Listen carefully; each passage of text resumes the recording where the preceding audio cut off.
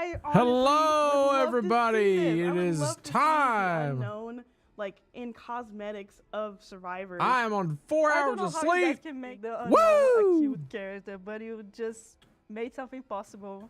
We're Like, going to be please do a watching this series. for a bit. I want to see more of these. Oh, this is one of my favorite Fong Min skins with the headphones and the blue hair. That's so cool. Oh, I didn't even notice the game was in the background. I love that people understand that you're never clean in the entity's realm. It's just, yeah, you never have a shower. All right, let's go Gosh, live. I'm not going into the woods anytime soon. Hello, guys. Trying to stay Let's as go live on far away Facebook. from this as possible. This came out amazing. It's like a 1-for-1. Which one is the game right now? I cannot even Let's tell. go live on TikTok, too. This skin for Claudette, I need it. This is so cool. I love it. Let's go out on this one. I can use this outfit. Let's go. Oh, that's kind of cool way to present Sable's invocation perk. Because, like, it's all the different hands that would come to help her do her invocation weaving spiders perk in the basement. Oh, and the spirit. This feels like a real anime, like a screenshot from an anime. I think that's so awesome. It's just amazing how you make it. Yeah, I want to watch this. Can we make it? This is great. The entity is actually an infant One compared second, to guys. the other Eldritch God, and the entity's realm is like a drawing currently attached to a 5th-dimensional refrigerator. It's like, that's actually really good. I really like that idea. It's cool. And again, One second, maybe, guys. who knows? You know, this game is 7, 8 Okay. years old now, maybe in 88 years. Sorry, my wife was texting me. She's who at her knows what it's doctor's gonna be. appointment. You know, everything's possible. She forgot some paperwork. I put it by the door. Okie dokie. 8th anniversary stream. Holy crap, guys. 2 minutes left. Hello, everybody. Welcome in to the DBD anniversary stream. This is exciting. We're watching it on Twitch, the broadcast. Hopefully we don't get ads while this is going on. I'm not a supporter of their channel. I don't know if they have ads enabled because of this occasion, but we'll see. If you guys missed it, we got home yesterday. We got home and the baby's doing great. Deidre feels sick today, so she's getting checked out.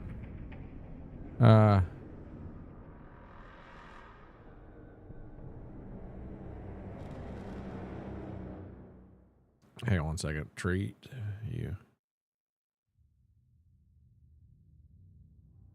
Okay. Thank you guys for the congrats. Let me go live on TikTok.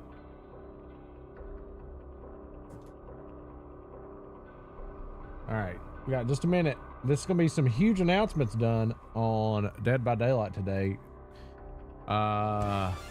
Thank you, Jenny Rose. Thank you so much. This is exciting. I'm going to be texting my wife throughout the entire meeting just to find out about my baby. But yeah, this game has been out 8 years today. Isn't that crazy? Let me do a Discord notification really fast. I didn't shower or anything. I've been up since 4 a.m. My baby farted on me this morning. It was adorable. If you guys saw that video that I posted, oh my God. She's such a good baby. I hope her jaundice is under control. I didn't get hardly any sleep, guys.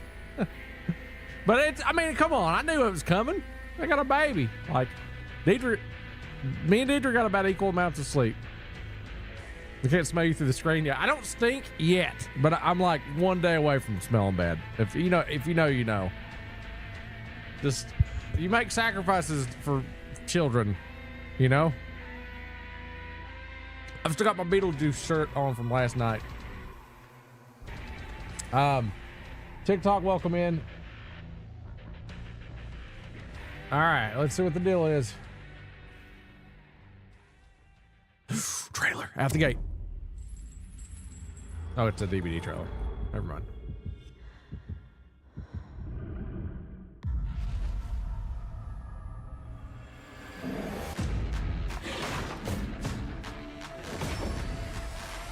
What the? Never mind.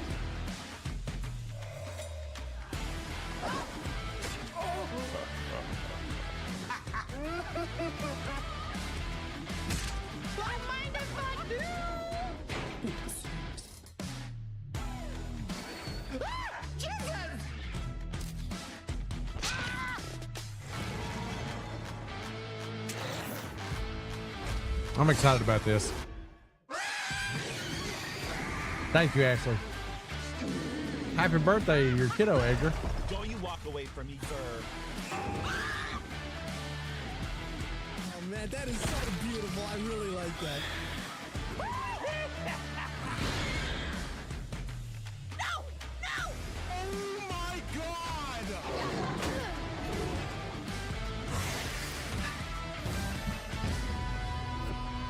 You're dead. That's a lot of players. I'm here to process this with you guys. Look at all those franchises. Holy crap. I didn't see any new ones.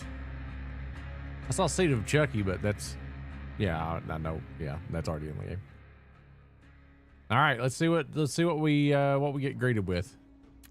We are live. Thank you, everybody, for joining us. That trailer gets me so hyped. So hype. Oh my goodness. It's so good. And the jump scare at the end is necessary. Yes. So, hi, everybody around the world and YouTube and Twitch and OpenRec. We're in Japanese. We're in Portuguese. We are in Spanish and, of course, English, because that's what we're capable of. Thank you, everyone, for tuning in. This is DBD's official 8th anniversary celebration. Yes, and it's truly amazing to already know that we're on our 3rd live stream of the year, with only more to come. And we just have to say thank you on behalf of the entire Dead by Daylight team for 8 amazing years of support from community worldwide. Yep. So today we are going to be looking at everything that's coming over the coming year. We're going to be starting pretty soon after our little intro here with something that we already teased a few days ago, and that's Dungeons and Dragons coming to Dead by Daylight. Please. So it's going to be a full chapter. We're going to dive into that, and in fact, after the show today, that will be playable on Steam on the PTB. Yeah, I'm really looking forward to it. But this wouldn't be a Dead by Daylight anniversary live stream without a couple of surprises. So you're definitely going to want to stay for the full broadcast to see everything we've got to reveal today. But we've also got a live Q&A. So if you have any questions, please do make sure to drop them in your respective chats so we can answer as many as possible at the end of the stream. But let's go ahead and take a look at what our run of show is for today. Yep, we've got a great one lined up. We're going to be joined by our buds, Steph and Justin, to walk you through our Year 9, which is a crazy number, Year 9 content and design roadmap. And then after that, Senior Product Manager Derek is going to join us to talk about upcoming gameplay and quality of life improvements coming to the game, including one that you're not going to want to miss. Yes, and then we'll have Dave and Janik here to reveal everything coming with the latest chapters for Dead by Daylight. Hey, Kat. Then we're going to have some updates seen about you. the other projects we've got in the world of DBD, that being the casting of Frank Stone by Supermassive and an unnamed multiplayer PvE game by Midwinter. Then we'll have Justin, a completely different Justin from the one Eric talked about, coming in to break down this year's in-game shenanigans for the anniversary. And last, we'll have our Q&A, which, once again, drop your questions in the chat so we can answer as many as possible. And who knows, we might have some other little surprises.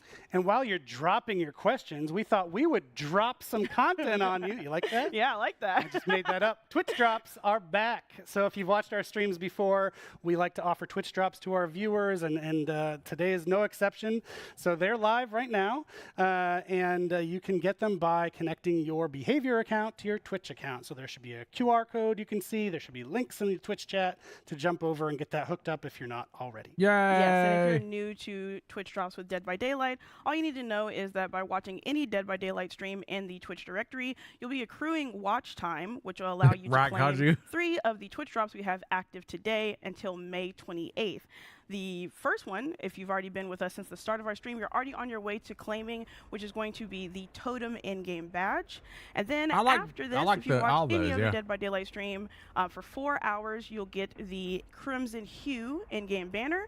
And then lastly, for 8 years, 8 watching time, you'll be able to get the Greenville, welcome to Greenville in-game banner. Yep, so enjoy those drops, but we mentioned surprises, and we've got one to kick the show off with. So the first of which is actually a new game. Oh my God. What? What the? We've got a game that we haven't told anybody about yet. It's from the world of Dead by Daylight. We're going to share it with you right now. It features some familiar faces.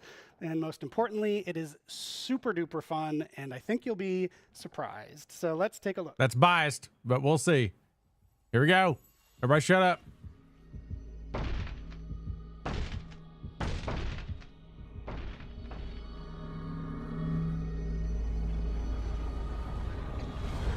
It's a board game.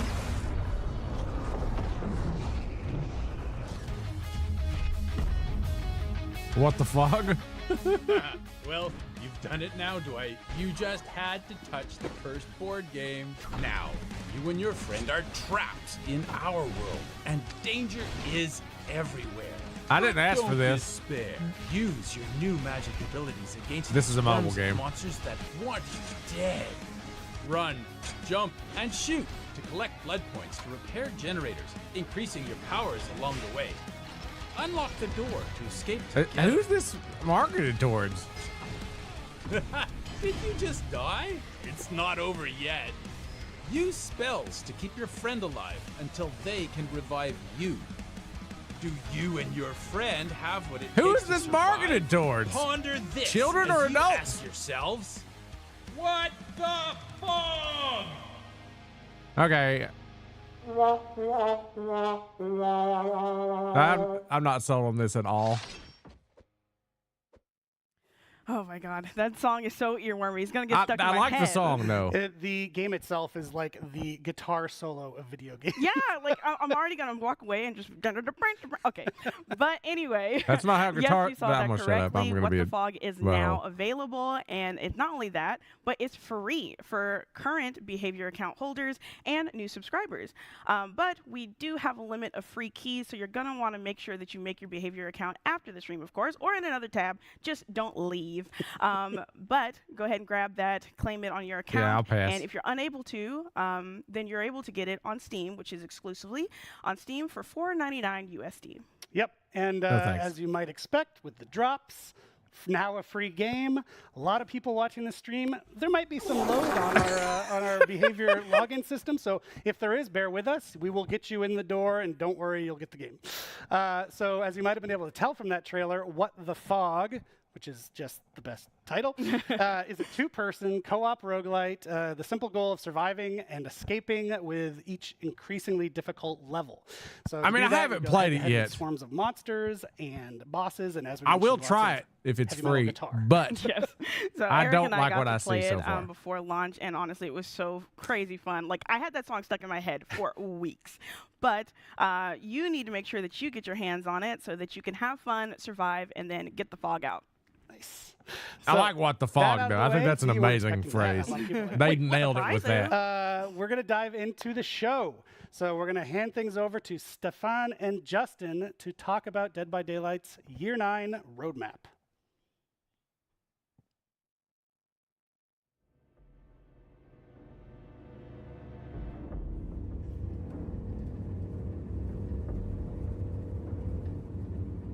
Justin? Justin!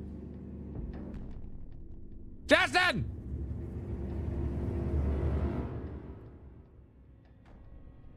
Justin! Justin!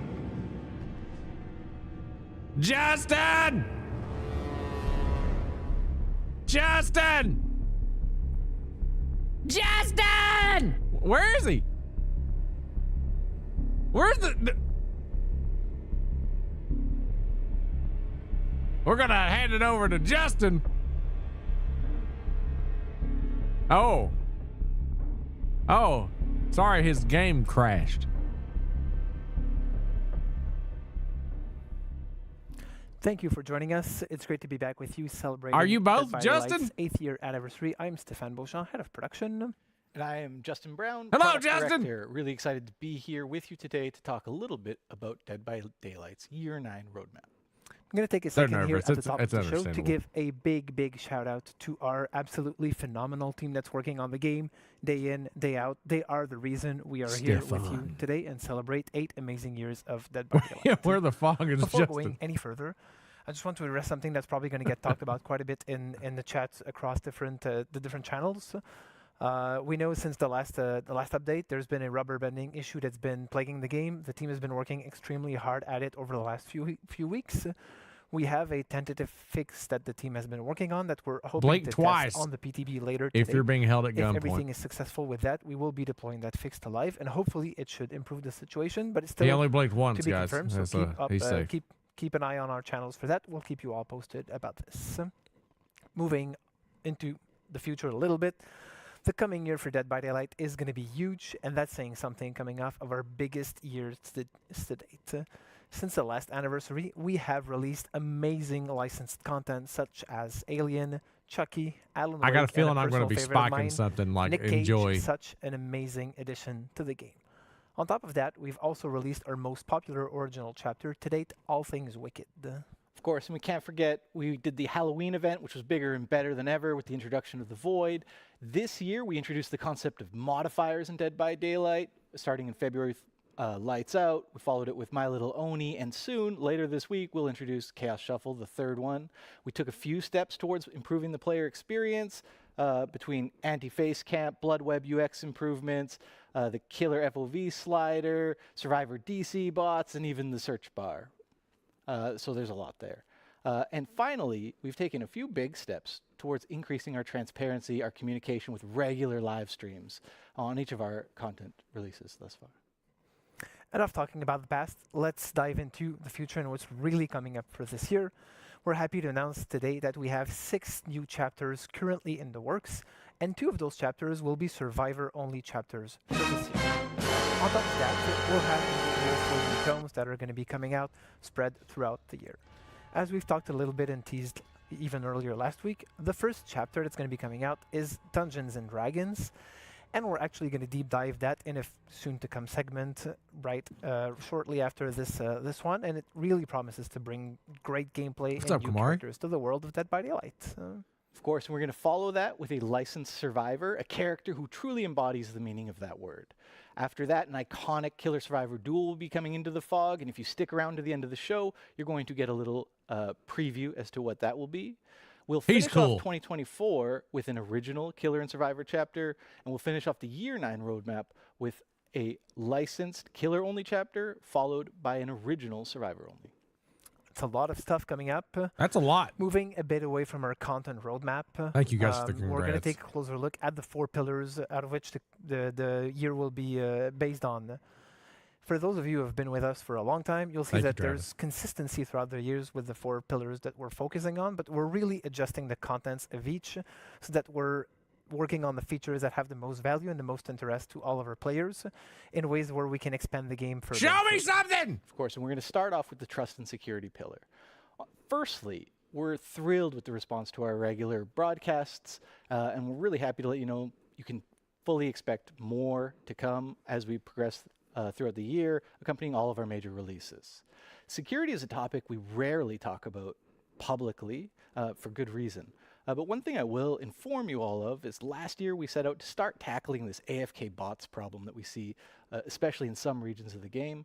Phase 1 had very promising results, and we're certainly going to be taking that forward another step into Phase 2 in the coming year. Our next 2 pillars, live balance and quality of life, we won't discuss too much. Of course, you can expect regular live balance updates throughout the year and new She's at a doctor's appointment, but my friend and colleague Derek will be coming up in the gameplay improvement segment to cover more on that topic, including an announcement on one of the most highly requested features ever in Dead by Daylight. This one's going to be really, really exciting. Stay tuned for that because that is really something interesting They coming are up. dangling a carrot so bad. Our 4th pillar, events evolution. Events have always been a fundamental part of the game, especially the seasonal events.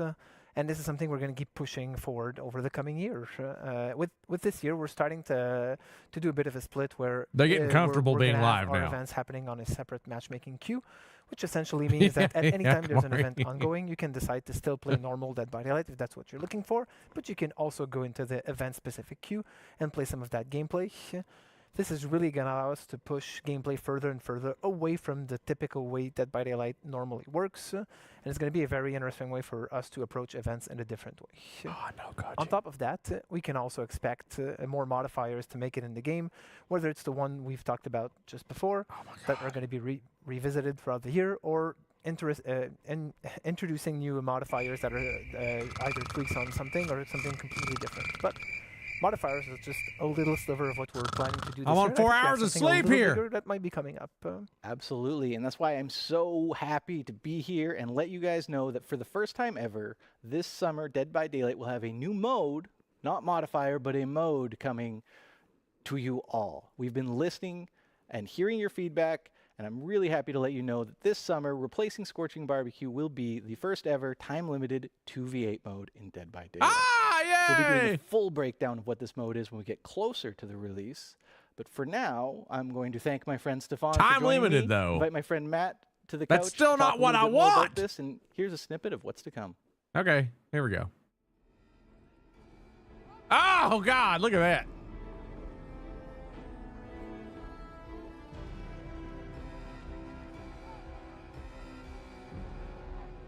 Is it like tag? Dude. That's a lot of people.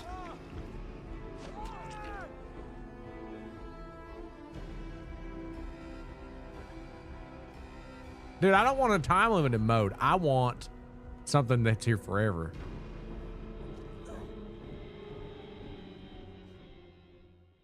That looks interesting, though. Boom. Thank you for joining us, Matt. Well, I know it's still early and everything is subject to change. I think it's going to be really fun to sort of let the community in on some of our plans for this upcoming 2v8 introduction. Absolutely. Thanks, Justin. So yeah, 2v8 is coming to DBD. This is a new game mode, which is really cool. Other gameplay events that we've done before, so Lights Out, My Little Oni, soon Chaos Shuffle. I these are what like we're that calling hoodie so modifiers. much. And modifiers I don't know what it basically says, take though. a It could DBD say match, potato. change a few things, but ultimately you're still playing DBD. With this new game mode, 2v8, we're fundamentally changing the way that you play Dead by Daylight. In this particular case, there's 2 killers, 8 survivors, and a bunch of new changes that we're going to get into very shortly. The focus with 2v8, we really wanted to hone in on what's exciting and fun and chaotic with DBD, and we're leaning more into a party mode kind of vibe rather than something that's super competitive. Thank you! It's also worth mentioning that the way that we're building this, it's an iterative process, right? And this is just the first iteration. So we'll be looking to add more content, more gameplay in the future based on community feedback. Absolutely, and I'm super excited to see what everybody says about this mode when it comes out. So first, let's break down a few of the key changes that we know are going to be coming for 2v8 this summer. I mean, of course, there's still generators, there's still exit gates, there's just more of them. We've made 5 maps bigger to accommodate all of the action, all of the chaos. And we're also doing away with perks in this mode. Instead, thank introducing God. a new sort of 2v8 exclusive system called classes for survivors. That's right. Oh, thank Yeah, so when it comes to That's survivors, great. basically once you've chosen your character, you can select and equip a player class. And this class is effectively your power for the match. And it helps players identify what your role is within the team. So instead of mixing and matching perks, instead we really wanted to focus on a particular playstyle for this, and whether it's generator repair, healing, looping, speed, that kind of thing. That's great. That's what we're really going for with these classes. Of course, and there's also just cowering in the corner, which is my own preferred playstyle for There's Survivor, which is great. And it'll work a little differently for killers. You'll be able to choose from one of the 5 original killers, each with their own specific gameplay. Killers obviously have powers, so they don't have classes in this mode, but we will be introducing a new mechanic, which is a team power. For example, if you are the Wraith, when you cloak yourself, if your teammate is within a certain radius of you, they will also get the undetectable status effect, allowing you to coordinate a sort of team stealth attack. Should make for some entertainment. The reason that we're focusing on the 5 original killers is just to make sure that this is as accessible as possible. They're all free. Everybody can play them. Everybody can have fun. We want you to enjoy the content and give us your feedback. That makes sense. And in my opinion, the best part of this whole mode is the 2. It's the first time ever that success and failure as a killer does not rely solely on your shoulders. You have a teammate to sort of benefit from, learn from, or even, blame when things go poorly. Yeah, we suck. So working together is just going to make the match so much more fun, so much more efficient. Absolutely. Lastly, it's worth mentioning that for this mode, we really wanted to keep the action pace and the momentum flowing. During our playtests, we found that the process of downing a survivor, picking them up, carrying them to the hook, it really started to slow things down for this mode in particular. So we're doing away with hooks as well. There's no hooks in 2v8. Instead, once the killer downs a survivor, they'll be able to send them to a cage. This works very similar to Pyramid Head. It will teleport the survivor to another part of the map, away from the killers. And of course, this still counts as hook states. So once you've been hooked 3 times, you'll be out of the match. And as Justin said before, there will be 5 original killers coming to this iteration of this game mode, but we will be looking to add more as we iterate on it and add more to it. Balance issues. Of course, we'll also be improving the game as it goes along, so content will be coming in as well as updates to classes and gameplay. Awesome. Thank you so much for joining me, wonderful. Matt. And to all of you at home, if you want to learn more about 2v8, please join us in our July live stream. We will hope you're looking forward to this year 9. For now, back to you, Eric and Dork. Everybody hurry and get up. Clearly they're sharing the stage. Back to you. And we're sharing the couch. I farted on this one, so I was nervous. Nice, Mike. Okay, well, 2v8. What else? 2v8's a start. I want another competitive mode too. I want a 2v8 or I want a 5v5. But this is a start. Yeah, 2v8 that officially got announced. It'll probably get fleshed out, but they said they're going to leave it up for a while. That roadmap. Great segment. Great beard, Stefan. People were loving the wet beard in chat. But the real story, 2v8. 2v8, yes. I cannot wait to dodge hatchets and chainsaws at the same time. I'm not looking forward to that at all. Killers to finally have friends that they can play with. Get some friends in the fog. Forge friendships in the fog. Huntress is going to be the GOAT for this. But that was a great segment to watch. I loved the reactions in chat. I think the guys did a really good job of explaining this is the first iteration, and there's going to be a lot of changes based on community feedback. So that's why we're not just flipping the switch and making it permanent all of a sudden. You need to actually get the mode where we want it. But we're using the word mode, which means a lot. So pay attention. And speaking of paying attention, the website. That's a transition. That doesn't make any sense. But the website for What the Fog has been overwhelmed by demand, as predicted. People love that cute little game. So we're working we don't on know it. if we love Stay it yet. tuned. We're going to try. Don't worry. We have lots and lots of keys for it. So just as soon as we're able to tell you it's back up, we'll give you a mention on the stream here or in the chat. Yeah. We definitely know you guys want to get your hands on it. But I don't. What we can do is tell you about something you can get your hands on today. These nuts. Yes. And so recently, I think it was December, we released 3 DLC packs. They're called Maddening Darkness, Old Wounds, and Macabre Tales. That was a way for players to get a big bunch of our older content all in 1 or 3 goes. And so we're actually going to be doing that again. Yeah, so this pack is actually going to pick up exactly where the last one left off, which is going to be the Endless Hunt pack. And in this pack, you're going to get 9 playable characters, starting with Portrait of Murder, Roots of Dread, Forge in the Fog, and Tools of Torment. And along with this pack is going to be all the additional outfits and DLC exclusive items. But of course, if you don't want to get the pack, they will be individually marked down in the in-game store, so you can get them there. Yes, so that Endless Hunt pack is actually available right now. It is the best way, especially if you're a newer player to Dead by Daylight, to get a big bunch of great content. So that out of the way, we want to keep the train rolling. Next up, we're going to be welcoming Derek, right where you're sitting. He's going to tell us all about gameplay improvements and quality of life improvements coming to Dead by Daylight, including a very big one that people have requested for ages. So let's talk to Derek. Run, hurry. Hurry. Hurry. Run. Derek, sit down fast. Thank you. Welcome back, everybody, and welcome, Derek. to our stream for the first time. Derek is from our product management team.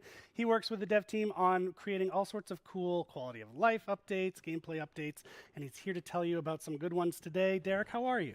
I'm doing good. How are Permanent you? unbreakable. I'm pretty good. Unbreakable. Even better after this segment when we hear what you get to say. So I already know what you've got to say, but I think people are going to be excited to hear about it. The upcoming challenge system. This isn't something we've told people about. Why don't you tell them about it right now? How is it going to benefit our players? So we really wanted to deliver new in-game challenges to players and new ways for them to be constantly rewarded outside of just tomes and archives. So we're going to be introducing a new challenge system, which is a system of challenges, hence the name. Perfect. That players are going to be able to complete completely passively. That means that players don't need to actively select the challenge that they want to complete. Hey, Stephanie. And they can complete multiple of them at the same time. Initially, we're going to start with daily challenges, weekly challenges, and event challenges. And later on, we want to expand those into other parts of the game as well. We think that this is going to be a great way for players to be constantly rewarded just for logging in and playing DBD. And it's going to be an amazing experience for everybody. I think that's a really great addition. I think people in the community are going to really appreciate Hello, Ross. just being rewarded for doing what they already do, not having to go out and seek it, but just it's happening in the background at all times. That's really great. So another great thing that we're adding actually is how we talk to our players. That's the main job of my team, is talking and listening to our players. But we do it out in the world. We do it on social media. We do it on TikTok and Twitter. That explains why he's so comfortable on the camera. But in-game is obviously the best place to talk to people, and you've got some updates there. Yeah, we're here to make the players' lives easier and your life easier as well. So we're going to be introducing I would buy a a new car from that guy. inbox-based system that will help connect players with the news that you have to announce, including patch notes, announcements, rewards, and a lot more. That way, players will see less pop-ups when they launched into the game, and they'll be able to get into their games quicker. And overall, players will be able to stay connected with the world of DBD and the news that you have to announce. Yeah, and it gives us new tools, right? Like being able to tell people the patch notes in detail is something we couldn't do before, and now we can. So again, you don't have to go find it on the web, but you'll be able to get These it in guys the look game. like they're nice people. Pop-ups, not pop-ups, but notifications for rewards as well is another great improvement. So really good work there by the team. But we're not done. Actually, this is something people are familiar with, the Finisher Mori system. We tested it out a while back in PTB, got a ton of great feedback from the community. The team took that feedback, went back to the shop to tinker with it, and we've got the final version to tell people about now. Oh, really? I love Finisher Moris. I think they're a really amazing showcase for how deadly and gruesome our killers can be. But we also acknowledge that there was some room for improvement from the survivor's perspective. So like you said, we've taken the feedback, we've reiterated on it, and tried to land on what was the best player experience.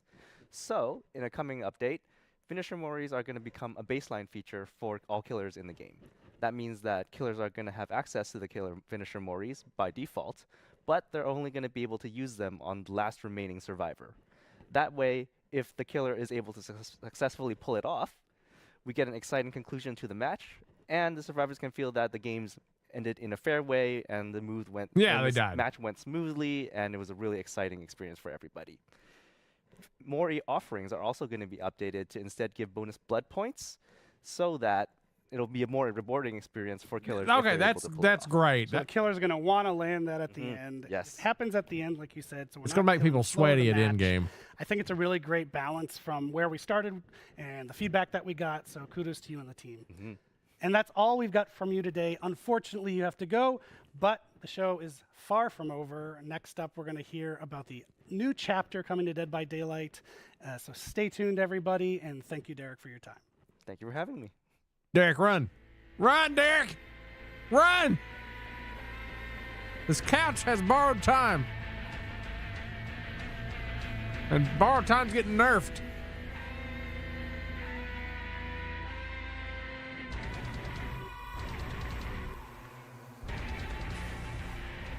That couch is like a Brazzers couch. There's been all kinds of people on it. I'm already so excited for the challenges and the Finisher Mori.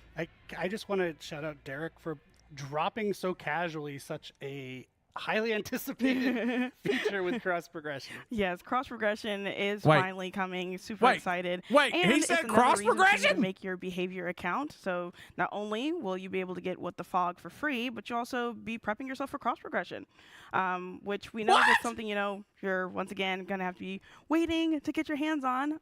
But we can now talk about merch, which you can get your hands on right now. So with the merch store, we've got the always popular mystery boxes coming back for this anniversary. And obviously because of the name, I can't tell you what's in the box. Did he even maybe really I'll try, say that? But anyway, in the Yes, boxes, that's you're exactly gonna what it see means, Jesse. 4, very exclusive DBD items specifically for this release. It's also going to include an art print where some of them are actually signed by our creative director, Dave Richard. Which is pretty amazing. I had Dave sign my chest backstage. I won't be sharing that to save you all, but he's got a great signature, one of the best. It's a really cool piece too. If you haven't gotten a mystery box in the past, it's always just a fun unboxing process. So Well, that's good follow news. the QR code on Cross screen, scan progression. it, and go get it. They But can rebuild it better. we also have an Thank you, update to Zilcho. the DBD board game. Oh yeah, you're right. I don't care about There's this. going to be an expansion pack for the Dead by Daylight the board game, and this is going to be called the Malicious expansion. This comes with 3 new killers: the Artist, the Dredge, and the Knight, and 4 new survivors: Michaela, Jonah, Hattie, and Vittorio. It's also going to come with 2 new maps, which is going to be the Garden of Joy and the Forsaken Boneyard. It's super exciting, and I'm so happy to see the success of the biased. board game. I'm such a tabletop nerd that it's just I'm such trying, good Mike. quality, and I'm glad that people are resonating with it. So shout out to level99games.com, which is where How are you you, want to Starlight? go to pre-order it. You'll get it later this summer. Thank you, King Billy. Obviously, Much love, the DBD merch shop as well is available. You can open it up on your phone with that QR code. You can go to another tab and get some shiny up, Rayshon? stuff. Yes, it'll be really nice. I like especially that- you said, in that the summer, jacket, the play it DBD outside, jacket. touch some grass at the same time. So other than that, if you have any questions about the content we've been dropping so far, because it's been a lot of content, Cross progression we'll was a have our live surprise. Q&A segment at the end of the stream. So make sure you're dropping your questions into the chat. But other than that, roll initiative, because it's time to talk about Dungeons and Dragons. Vecna. Poor, misguided wanderers. First there were many, and now so few. How little you must value your lives to take a single insignificant Elf ears and Dead by Daylight. my sanctum. I'm afraid there will be no quick death for you. No escape from this suffering.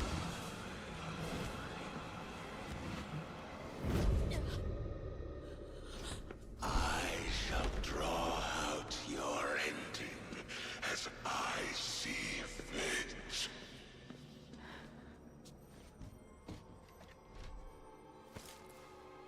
For in dark places such Please as look cool. Yes!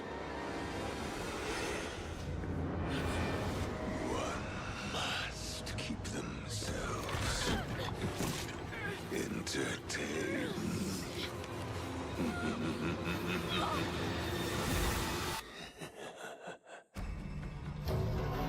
Yes! That's cool. Necromancer vibes. I'm Mathieu Côté, Head of Partnerships for Behavior Digital, and I'm extremely happy to be joined here today by Sean from our friends at Wizard of the Coast. Oh, I was about to who say. is going to be with me talking about what we just saw. That's a Hi, Sean. blanket. Hey, Matthew. Great to see you. Pleasure. We just saw the trailer here. I still have goosebumps. This is so amazing. Like I was saying earlier, I have inner child in me that's thrilled right now. I've been playing Dungeons and Dragons since I'm 10 years old, and it's an absolute dream come true. So thank you so It's much the for D&D being a part of Vecna. that. But Of course, I yeah, my imagine they'll pleasure. have a legendary skin for the 10-year-old Stranger Things Sean one. wakes up every day realizing that he works at Wizards of the Coast. Dream job. So we're super aligned on that. So Dungeons and Dragons is probably one of the biggest gateways that people have had to how to craft stories, how to design games, how to create experiences for other people. We've seen it, of Hi, course, Daniel. within the dev team. There's so many people who've got their first taste of designing games through Dungeons and Dragons. Have you seen this to be true with other developers that you've worked with? Oh, absolutely. Yeah. I always say it's the easiest thing about my job is I never have to teach people what D&D is or what the brand is about, because when I'm working with the developer, I guarantee you the person that I'm talking to has played, and everybody on their team has played, or at the very least is like very aware of what the game is and what it entails. It makes my job very, very easy. I always joke around, D&D is kind of this like the I building have those block or like the headphones. connective tissue between game designers. You can be at a gaming convention and you're talking to other developers, and if you have nothing else in common, just start talking about D&D. It's true. It's kind of a common language. There's so many common references there. His mic sucks, though. For me personally, like I said, it's a dream come true. I still play Dungeons and Dragons every week with my group of friends. I'm the forever DM in that group. And I know that there are a couple of other people on my team who were absolutely thrilled to be a part of this. What made sense for Wizard of the Coast to enter into this collaboration? That's a great question. I think that exploring horror is always something that's really, really interested us. Dungeons and Dragons has dipped its toes in horror before. We've got modules like Curse of Strahd. We've got a lot of different horror elements we've brought together in some of our monsters. Obviously, characters like Vecna have been super horror driven. So when the idea popped up on our radar, hey, what do you think about working together with Behavior on a Dead by Daylight module? Like the light turned on instantly.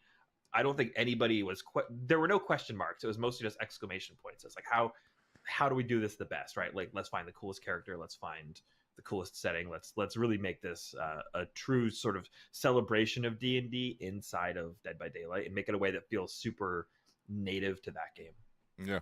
And you mentioned horror. I mean, I know a lot of people will probably think that their first thought when they think of Dungeons and Dragons is not necessarily horror, but there is quite a lot of potential for horror in there. I mean, it is a very flexible medium to tell stories, and horror stories are some of the stories that will provoke the most intense emotions and reactions in players. So for us, it made sense. Yes. Yeah, I'm also slightly in the forever dungeon master box that you are. I try to inject a little bit of horror into all the campaigns that I run. I think that it's just a great tool to use to tell stories. If your players never get scared, right, you're probably doing something a little bit wrong. And like you mentioned, Dungeons and Dragons is just a really flexible system for telling stories. At the end of the day, the players and the dungeon masters, you're not fighting each other. You're just there telling a collaborative story about what happens. And horror is just a great tool to include in that box of storytelling. It's D&D hasn't always been, hey, we are a horror game, but the tools are there if you want to do it. And I think some of the best storytellers out there definitely implement those tools. Yeah, there are many examples out there.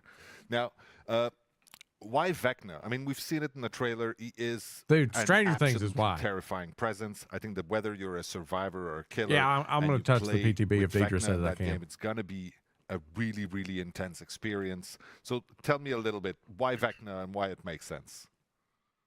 For me, the main reason that Vecna was very clearly like on the top of the podium the entire time we were discussing potential killers is that Vecna has always had this horror movie monster vibe to him. I mean, as a lich, he's always had the ability to, you can even kill him and he just pops back up and will come back. It might not be tomorrow. Yeah. Might be a couple of years in the future, but like Vecna's always going to come back. He just has this real inevitability to him, right? And the thing about D&D is very quickly in a D&D setting, your party becomes a group of powerful adventurers, right?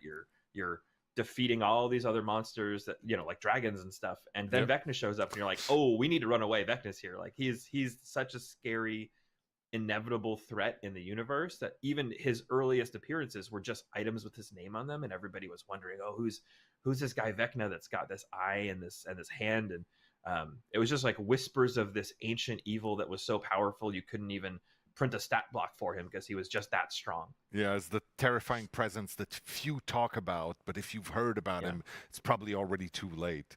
It's true that it's got that absolute flavor, and he is he has been part of the Dungeons and Dragons universe for almost 50 years now, right? He was there at the very, very beginning, like you said, as whispers, as just a note in there. But he does have a stat block, and reading it is all. It's not ridiculous, but it's so much power in those pages. Like, you understand that he is, like you said, inevitable, but also he is able to scare a party of level 15 adventurers who are technically almost unstoppable by that point, right?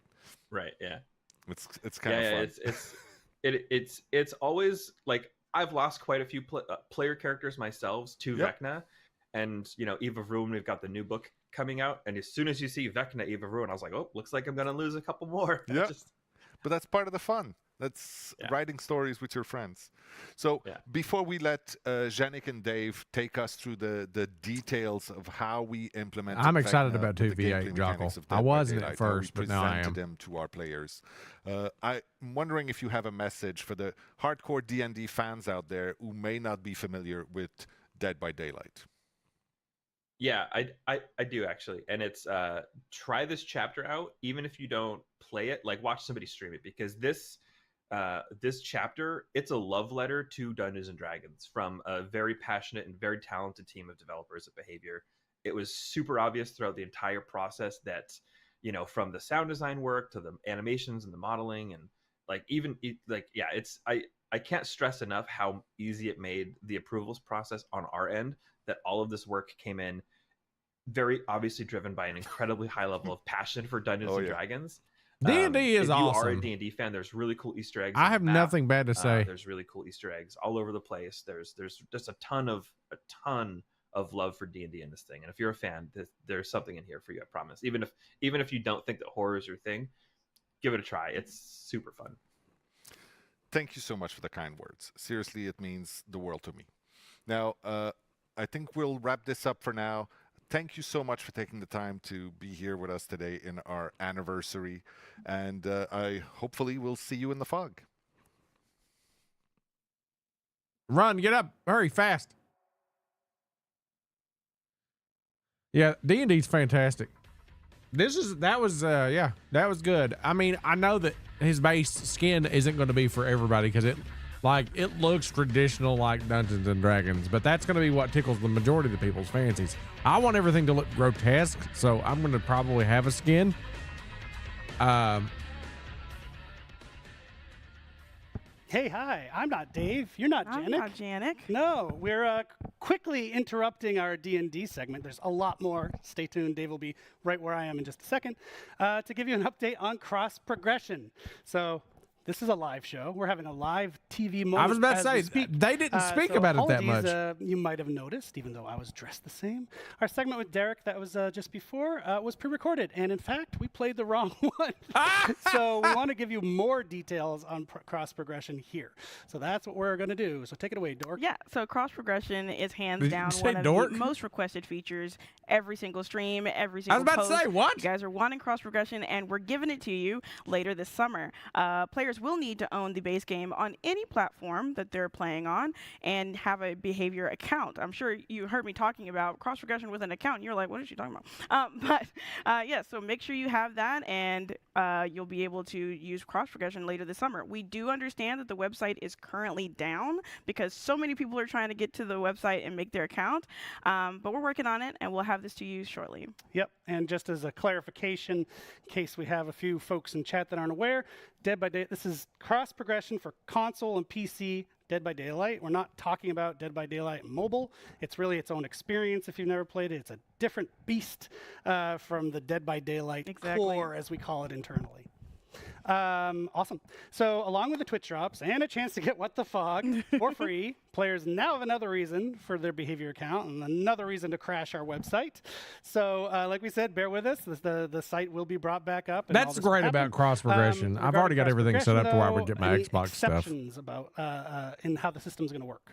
Well, while every platform will have cross progression, there will be a few exceptions to what can be shared between those platforms.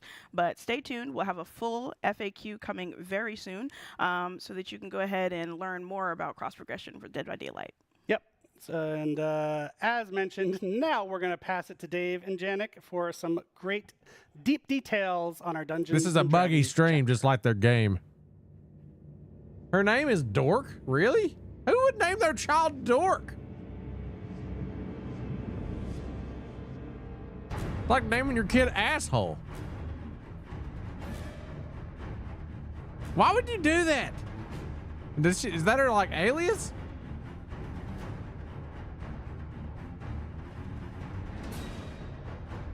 If it's like Dorique, like Doric.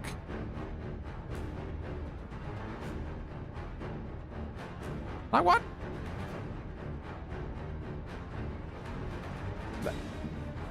I just named a child. All right. Thank you, Dork, Eric, for this cross progression I information. feel like that's just to prove that being we bullies, calling her a real name. So we're super excited today to be able to talk about the Dungeon and Dragon chapter. I am Dave, creative director on Dead by Daylight, and I'm joined by my good friend, Janik. Hello, Janik Never, principal game designer on Dead by Daylight. Be a crime. Today I'll be talking Yeah. about all the intricacy of the gameplay on this chapter. But first, a little mention. Dead by Daylight, 8 years, introducing Dungeon & Dragon. It's a big milestone for us, but we're not the only one hitting. He looks like an evil villain in the best ways. It's crazy to think that Dungeon and Dragon turns 50 this year, and we are super proud and happy This to be guy's part the- of the celebration. this guy always brings the big news. We just want to say that maybe when we turn 50, we do something else with you, Wizard of the Coast, or maybe sooner. Yeah, we'll probably be in retired home, but we'll be glad to join the party. potentially. So first, Dungeon & Dragon in Dead by Daylight. I have to be honest here. The first time you told me about what's going to be coming next, I was surprised because I'm a big horror fan, but when you think about horror, Dungeon & Dragon is not the first thing that comes to mind. But thinking about it more, I realized, no, wait, there's a lot of horror in Dungeon & Dragon. There really is. And Ravenloft being my favorite module. Choice. So like you really specifically focus on certain element of the brand. So please tell us about those pillars. Yeah, so when we start a chapter, we always have a sandbox created so that we stay, around some specific pillars, like you said. Of course, when we think Dungeons and Dragons, the first thing that comes to mind is a magical world, high fantasy, magical creatures, wizards, magic, all sort of things that don't necessarily fit exactly well into a horror setting. But because Horrors? D&D is a world of imagination where we can Or create horrors. whatever we want, there's also a way to make it happen. So for us, the first pillar was to make sure that we had They're a putting good horrors in Dead by juxtaposition Daylight? with Is that what they fantasy, said? So fully embracing that type of content. but Meg's a make it whore. horrific as well. And like you've seen in the trailer, having a character like Vecna made perfectly sense for that horror setting. The second pillar is creative role-playing. So in the image of Dungeon and Dragon, we wanted to make sure that players add a lot of agency, a lot of choices. So that goes from I'm excited, Morgan. an amount of spells you can choose from in the power, which we'll talk about later, or even customization. So a way you can, kind of create your own character. Oh, in some way. horses. Horse? We just wanted There's to a make sure horse. that we had a lot of gameplay choices in the DBD trials. And the last pillar we worked with is chaos. So that's actually one of our main pillar in Dead by Daylight. But, a lot of what happens in Dungeon and Dragon is based on randomness. You throw a dice, and with critical success, critical fails, and everything in between, you see the result and you adapt to it. So we wanted to recreate that feeling inside the Dead by Daylight trials as well. Yeah, Dungeon & Dragon is really about exploring a fantasy world, but also be thrilled about what's going to be the monster you're going to meet the next time you open a door. So let's talk about that killer you'll meet the next time you open the door. So of course, Dungeons & Dragons has a lot of iconic monsters we could have chosen from, a lot of iconic villains as well. And with our friends at Wizard of the Coast, we've established that our next killer would be Vecna. Vecna is just a perfect fit for Dead by Daylight. He's a lich, so a powerful wizard that turned himself into undead to be able to continue his villainy. Is that even a word? I'm not sure. So he wanted to continue to do his horrible stuff for as long as he could. Vecna also has access to every spell in the books. So that was very interesting for us to create an interesting power. Of course, we also have a survivor in the chapter, so the Bard. a very interesting class. There's many classes that we could have chosen from, but the Bard was really the one that fit the most into our horror setting. You know, for example, when we think about a class like the Paladin, you think of the ability to turn the undead, magical sword, big plated armors, and all of this doesn't fit really well into the world of Dead by Daylight. The Bard, with abilities like Bardic Inspiration, the ability to sing, to play musical instrument, to know lore, and even to insult the villain, is just so on brand that it was a perfect fit. So that's why we chose the Bard. As you've seen in the image and the trailer, we're doing something special with the Survivor. It's akin to what we've done with Legion. So through the cosmetic customization, you'll be able to choose between 2 specific characters inside the same Survivor. So you'll have the choice between Ice Tree, a female elf, or Beramar, a human male. Yeah. That's cool. It's interesting. Good. But, That's great. Playing Good job. Dungeon Dragon, like in my friends group, the Bard was not really a class that people tend to play. True.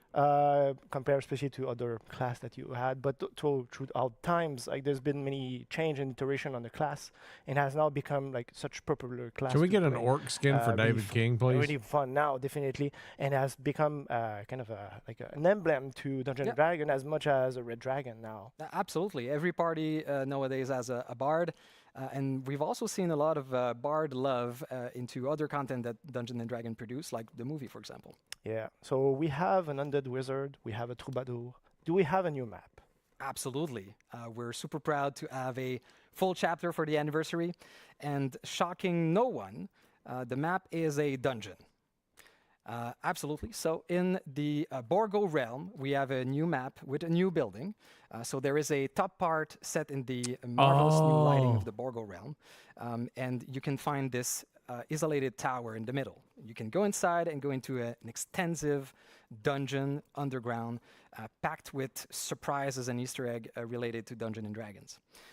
The goal with this map is that we've imagined that Vecna, knowing about different realms and plane, now trapped into the realm of the entity, would find a place to make his own, his lair, and so that he can study where he is, the world, the entity, and potentially find a way to escape, maybe not. We are also introducing a new gameplay mechanic in this map called Passage. So these are basically doors, magical doors, which you can use to teleport from one area to the map to the next. And we think it's going to add a new interesting spice to chases. The map, the Easter egg, it's super fun. Like if you're a fan of Dungeons and Dragons, just exploring, you're going to be thrilled to see all the small and the big one.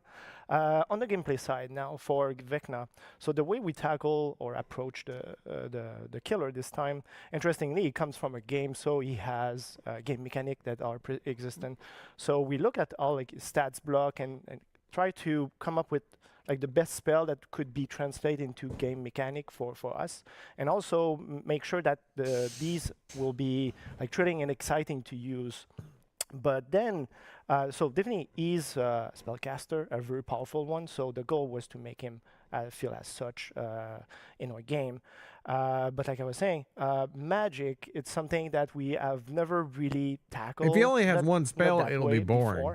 Something we've tried to stay away from. Like our powers are really visceral or like grounded as much as possible.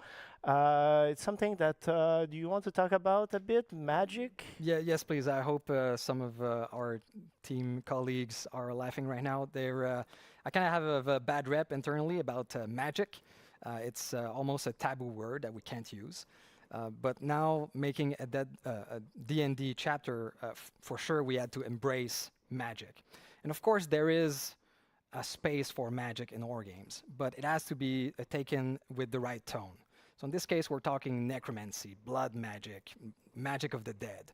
And there's a touch of realism and visceralness that we wanted to add to magic versus something more flashy like a magic projectile or a fireball, for example. There's also something quite interesting out of Dungeons and Dragons, and these are the utility spells. They're spells that are not used to kill or damage, but they're used in very creative ways. And we wanted to highlight that with the Lich, with Vecna. So that was our approach.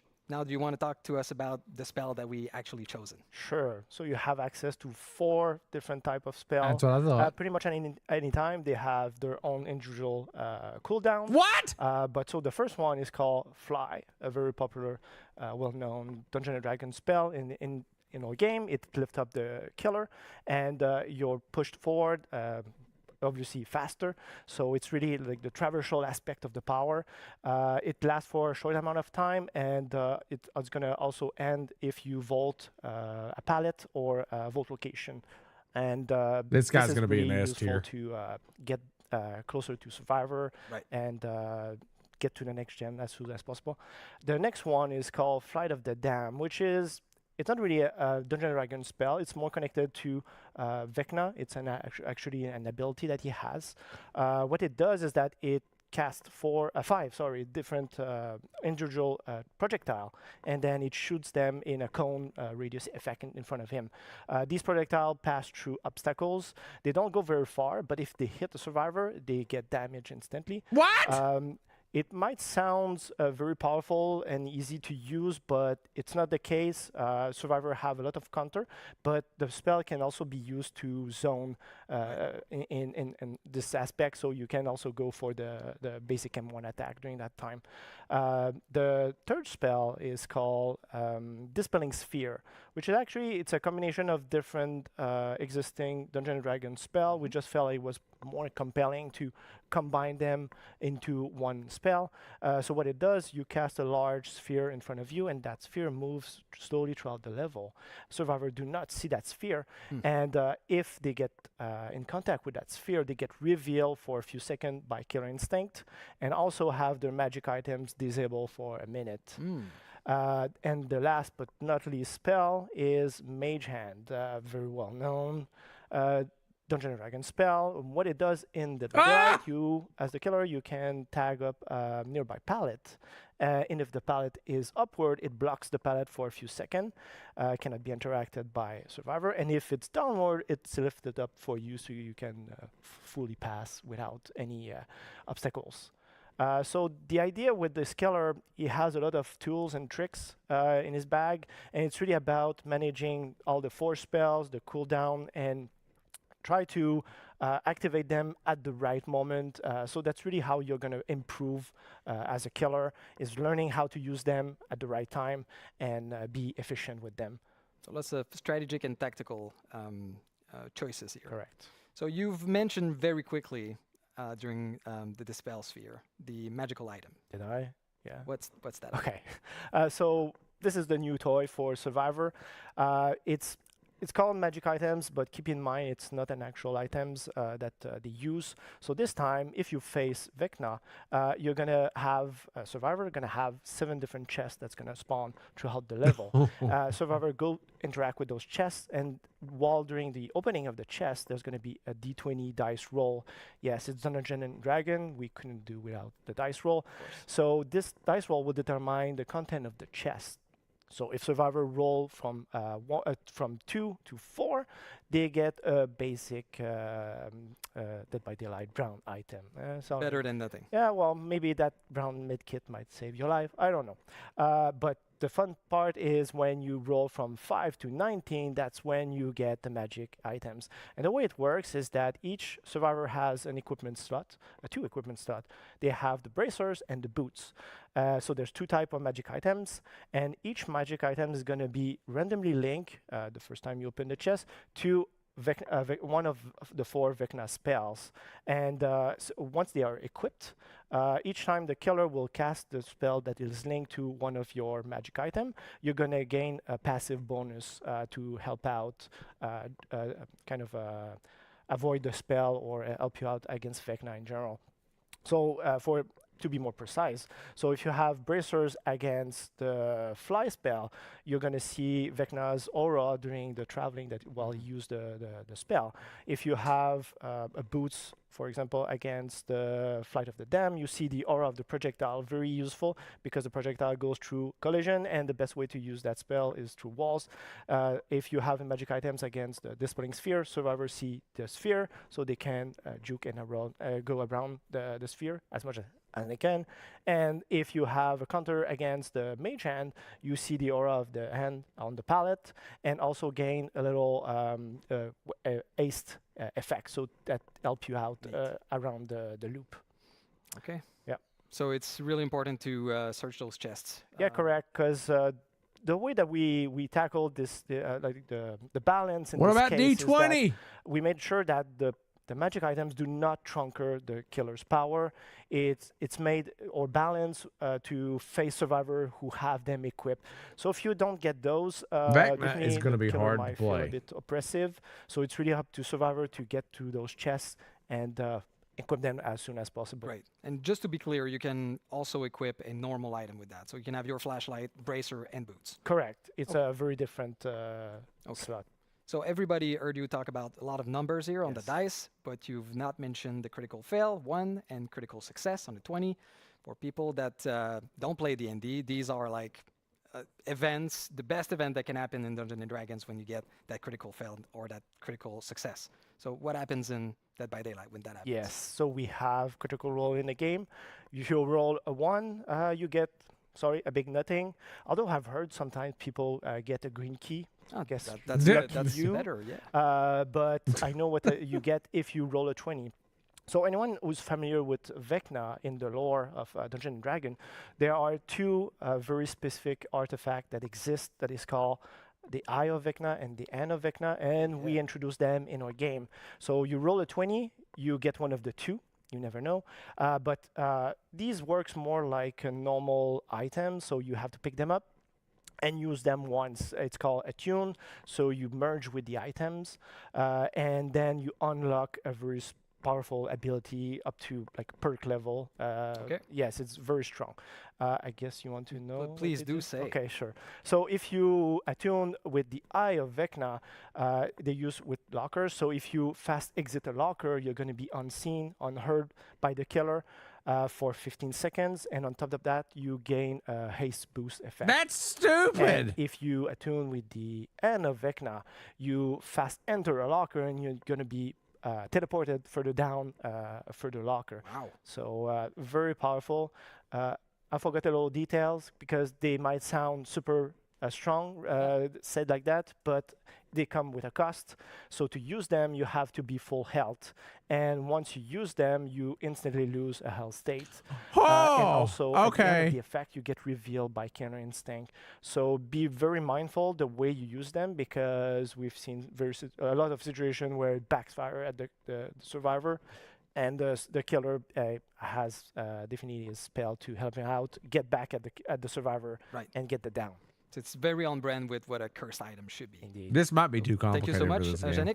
Yannick. As you can see, there's a lot of stuff coming with Vecna, and we had no time today to talk about anything more about the killer perks or the survivor, but I have to say very quickly that the survivor perk will allow you to create illusions, to perform on the loot. You can even perform with other survivors to do the full melody. There's also a dice roll mechanic for one of the perk. So if you want more information after the show, you can go on our website, deadbydaylight.com, and get all of the details you need. Merci encore, Yannick, for all the information. And thank you so much to all of you. Happy anniversary. And I'll be passing it back to Eric and Dork. Yeah, this is going to be hard to balance.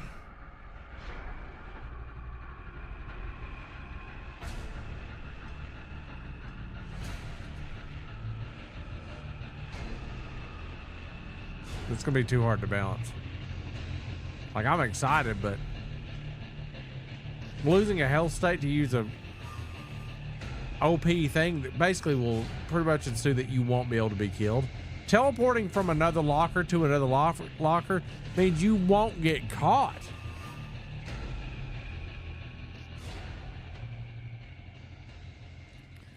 Oh my god, Dungeons & Dragons and Dead by Daylight. You are a pretty frequent DM yourself, right? Yes, I do DM on occasion. Forever player, as they said in the interview. Well, no, forever DM. Yeah. Never a player. Please make me a player. You must be so psyched. So psyched. I'm so psyched. I'm so excited. I just cannot wait to see what we have in store and to go against Vecna. Hopefully people have noticed your dice You got necklace. my nice D4, I got. Okay. But yes, just like Dave said, don't forget to head over to deadbydaylight.com right after the show for the full breakdown on Vecna and all of his powers. You'll also be able to see the perks that we've got for him and our bard coming into the fog. And also, don't forget to ask questions in the chat when you're not spamming nonsense garbage. Ask real questions, and we'll answer them later in the Q&A. You don't need to say claim. Please stop saying claim. You're not claiming anything by saying claim. Stop. But we appreciate your enthusiasm. But next we're going to be, I'm going to be joined by Dave Richard back on the couch for him to walk us through the ever-expanding world of Dead by Daylight. Jesus.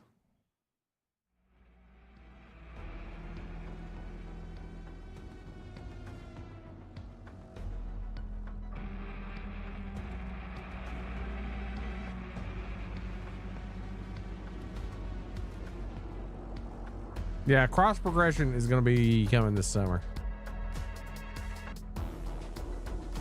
Yeah, I'm with you, Sistina.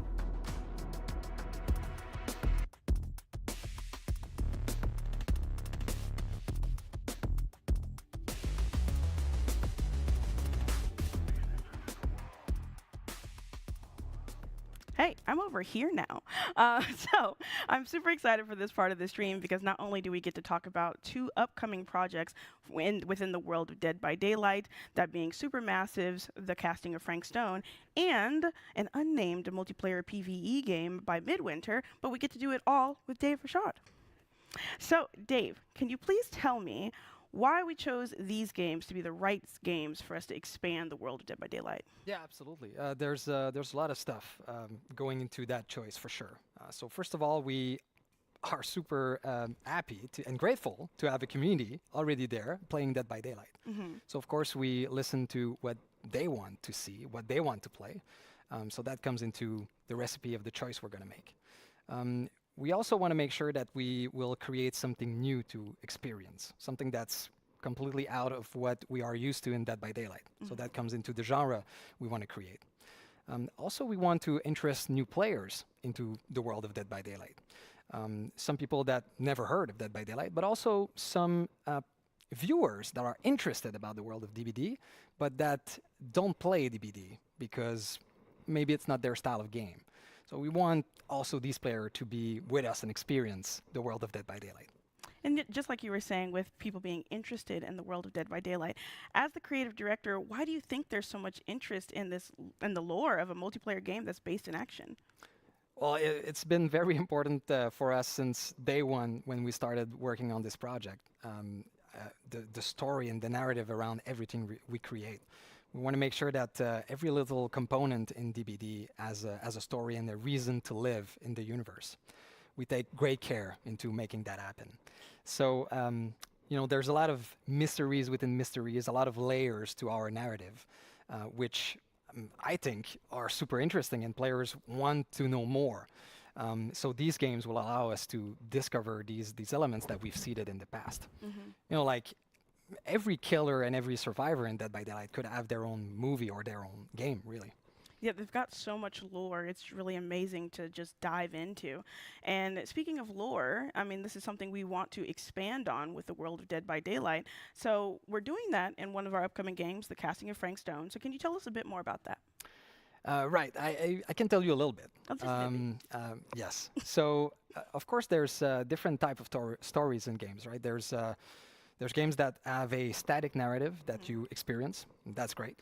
There's also games that the narrative is made very organically by the players, like DBD is a good example of that. She's breathing on her mic. The Casting of Frank Stone is somewhere in between, right? It's a game where there is multiple narrative, and based on the player choice, and different things will happen, and based on their choice, different endings and different branching in the story will happen. So the Casting of Frank Stone is very interesting for us because it brings the origin of a killer and potentially survivors, and the players are able to play that.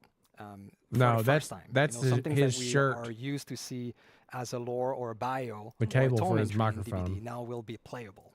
It's still in the Entities universe. It's still very much part of the world of For DBD, both of them. but it's going to be out of the trials. So that's going to be an interesting take on our universe. Okay, so we know that the Casting Frank Stone is still in that realm, but what about our other project, this unnamed multiplayer PvE game? Is that also going to be taking place in the Entities realm? Absolutely. So it is in the world of DBD. It is in the entity. And one cool thing about the entity is that we know very little about exactly what it is, but we do know that it's a living universe. It is huge, and we can't really comprehend everything that's happening within it. So we know that DBD trials are a way for the entity to feed. It's a very kind of organic process. So we can imagine that there are other parts in the entity that serves other purposes. And that is exactly what we want to explore.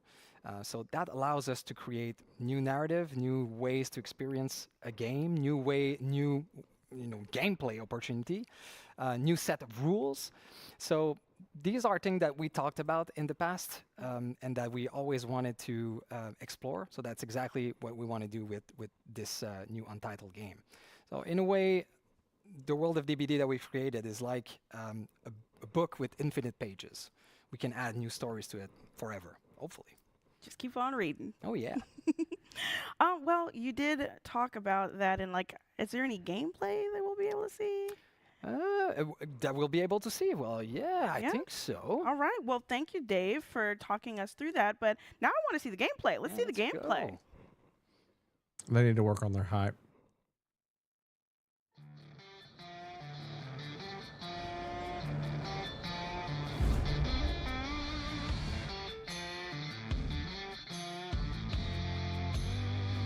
Hey everyone, I'm Audrey, lead producer at Midwinter Entertainment.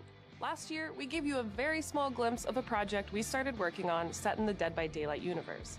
I'm happy to say that we have more to share with you on this game codenamed Project T. Instead of showing you a close to final game with some polished gameplay, we wanted to let you in on the development process. Right now, Project T is a work in progress, more than a fully fledged game. Our goal is to craft an experience with all of you and create something that you would be eager to play. Let's hear more about Project T with our creative director. Hey everyone. First, I want to say what an honor it is to be working in the Dead by Daylight universe.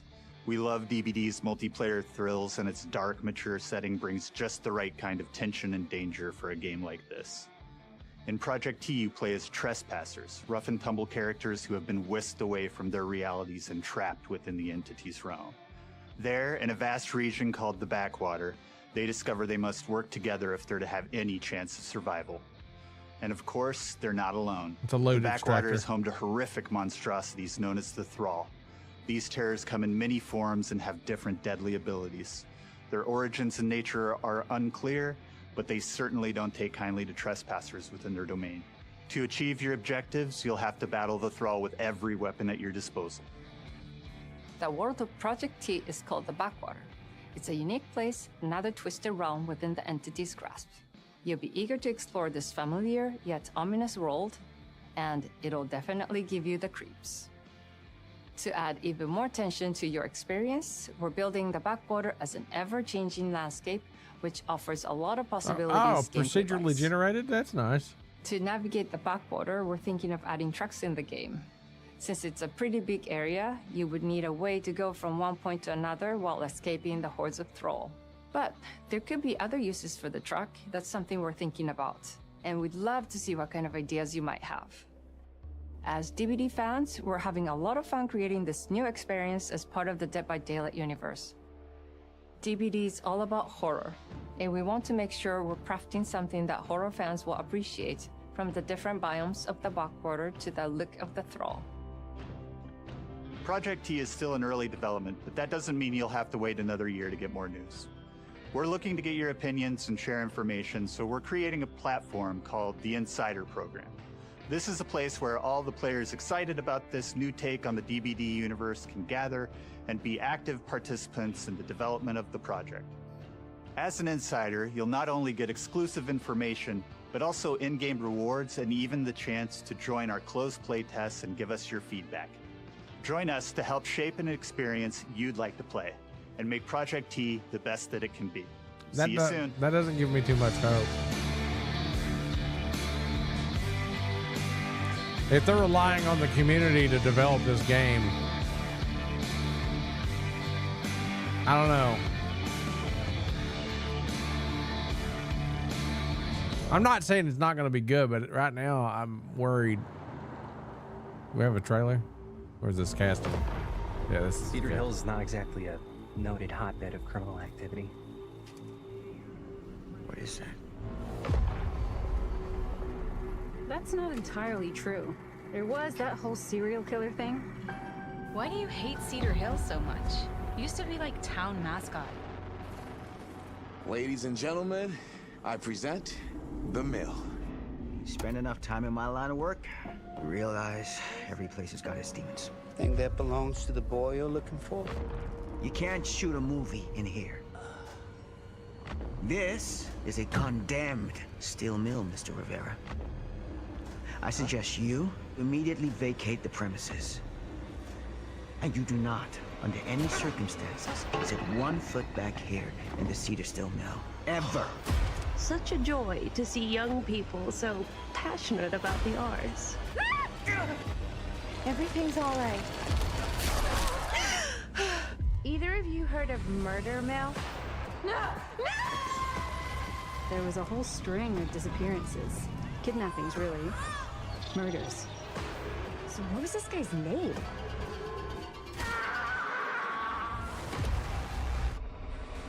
I don't think the police ever found this place. Fuck! Whoever did this might still be here. We can't stay, okay? We gotta go.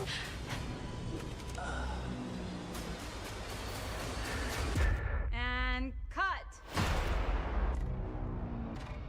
That looks good. That looks good. When you I'm make dangerous excited about cinema, that. you walk a dangerous line.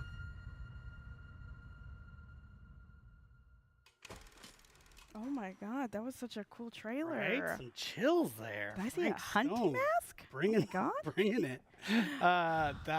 Murder Mill? That Murder seems Mill? familiar. Fans might know that one. Super cool. It's so cool to see the way that the DBD universe is expanding. Oh yeah. I want to mention Project T. You saw a mention of the Insider program. So that's our team is there waiting for you on Discord. So you can join the Insider program to get up-to-date information on Project T and get involved in it and be part of the game's development. It's really the idea there is we're making the game with the community. So get in on the ground floor now. Yes. With Project T, like Eric said, we are taking this idea to a whole new level with making the game with you instead of just making it by ourselves. So if you love Dead by Daylight and you want to help with this new session-based multiplayer PvE game and bring it to life, sign up for the Insider program so that you can be in the know and get next steps. You also want to make sure you wishlist it on Steam because that really helps us. Yes.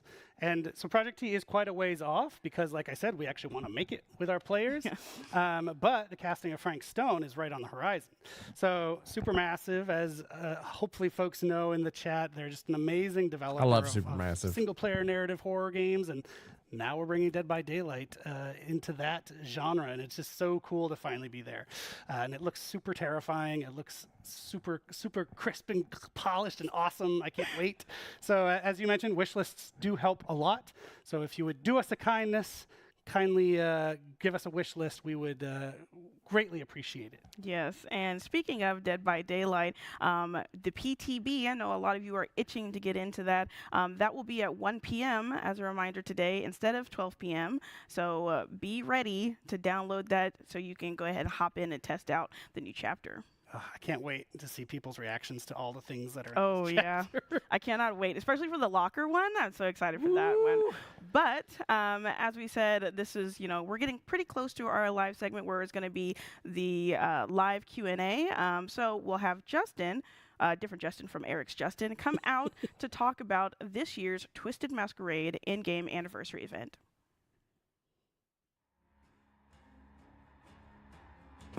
This has been kind of a coherent mess. Back again. This time I'm joined by Justin Banks, our senior product manager. Justin, how are you? I'm doing great. Happy to be back. Yes, welcome back to the anniversary show. And what would an anniversary be without the Twisted Masquerade, right? So the Twisted Masquerade is back. It happens every year during our anniversary in-game, and Justin's here to talk about it. So what have you cooked up this year? So this year, we got some amazing stuff. Honestly, I think it's our best anniversary event yet. But before we get to it, we have what we call Before the Masquerade. So that is going to be something that actually starts right after this stream. So for everyone who's watching, once this is over, go play. And we've got lots of really cool stuff as a big thank you to all of the players. It's really stuff from all of DBD's history, and it includes a lot of presents. I love presents. I know you love presents. Our community probably loves presents too. I think Details? So the details about said presents. We've got lots of login rewards, so lots of currencies for players to earn just by logging in whichever day throughout all of this. We've also got 2 recolored outfits, one for Meg and one for the Huntress, that players can earn through each week. So each week you'll be able to earn a different piece of this, so if you log in just once each of these initial 3 weeks, you'll get the full outfits, which I think is a really cool way to get your hands on some cool outfits. Now, each of these initial 3 weeks is going to focus on a different period of DBD's history, so a different collection of years.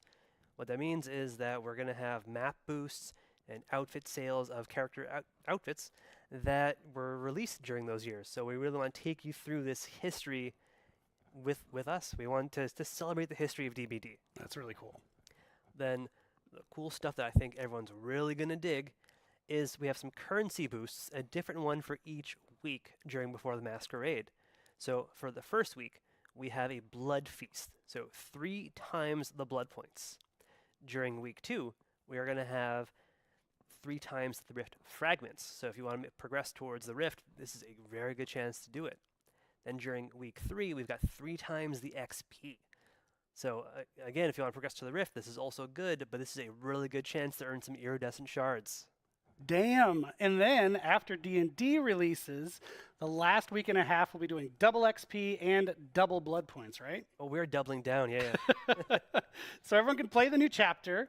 They can get hyped for the Masquerade. They can nab some of the older anniversary charms as well. Is that true? Exactly. So we want to give people a chance who haven't earned them during previous years, to celebrate the build up to the event itself by earning, like some really cool Masquerade crows or things like that. Awesome. Okay, so what about the event itself?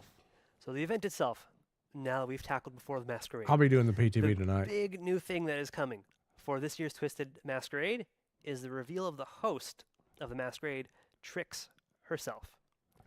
So players might have seen her hinted at during previous anniversary events or in outfit descriptions referenced as the Mad Designer or Zizzletrix. So she's finally making her appearance. That's cool. And throughout all of the event, we want to make it very clear, this is her party. She's everywhere.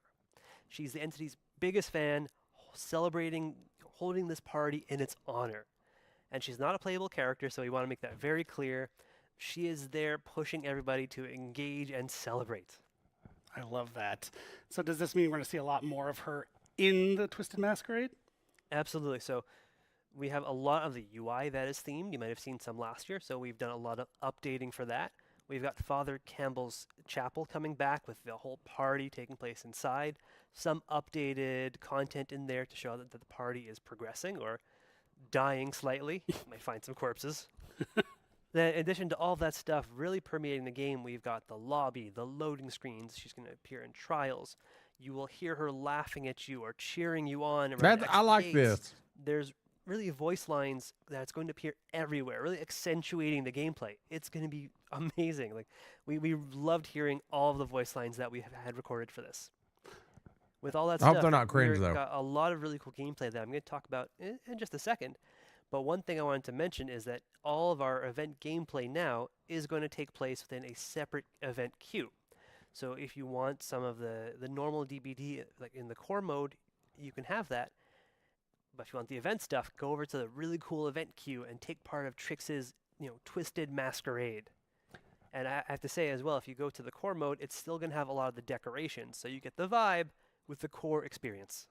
And that's a really good quality of life improvement over last year, right? Like giving players that option to choose. You know, if they want to just do classic Dead by Daylight, they can with some extra flair on it, or they can choose the event queue. That's a nice improvement. So you mentioned it. So what are some of the gameplay changes that are coming with Trix? So Trix is bringing what we call her bag of tricks to the party. She wants to spice things up. She wants everyone to have a lot of fun. So what we've got is that as a match progresses, one of a series of abilities, or sorry, one of the tricks is going to be played on our players. And these are going to be things like his mouth is so moist, haste, giving people undetectable, spawning anniversary special chests or totems, some really cool stuff that's going to spice it up. And this is going to happen whenever 2 points are accumulated during a match. So at first I'd say one tricks actually takes place at the match start. Following that, whenever 2 points are accumulated from doing a gen, first hook, things like that, which each gives 1 point, that is then going to trigger another tricks to maximum of 5 during a match. So like we want to really keep things. Can you hear it, or is it just me? When a tricks is actually activated, it's the microphone when we're picking up those frequencies. It's not him. Alongside or take the spot of one of the dancing marionettes. She's going to even deliver a line that hints at what has been played. So if you're not paying attention, she's going to give you this really cool audio cue. That's awesome. And so in addition to all of that, I think we're also doing some sort of update for the invitation mechanic. Yeah, absolutely. So the invitations last year, we had players run around, gather those, and you could either spend it to use an ability while inside a chase, or escape with it to help you earn a mask. This year, there's no need to escape with it to earn a mask. That's a different thing.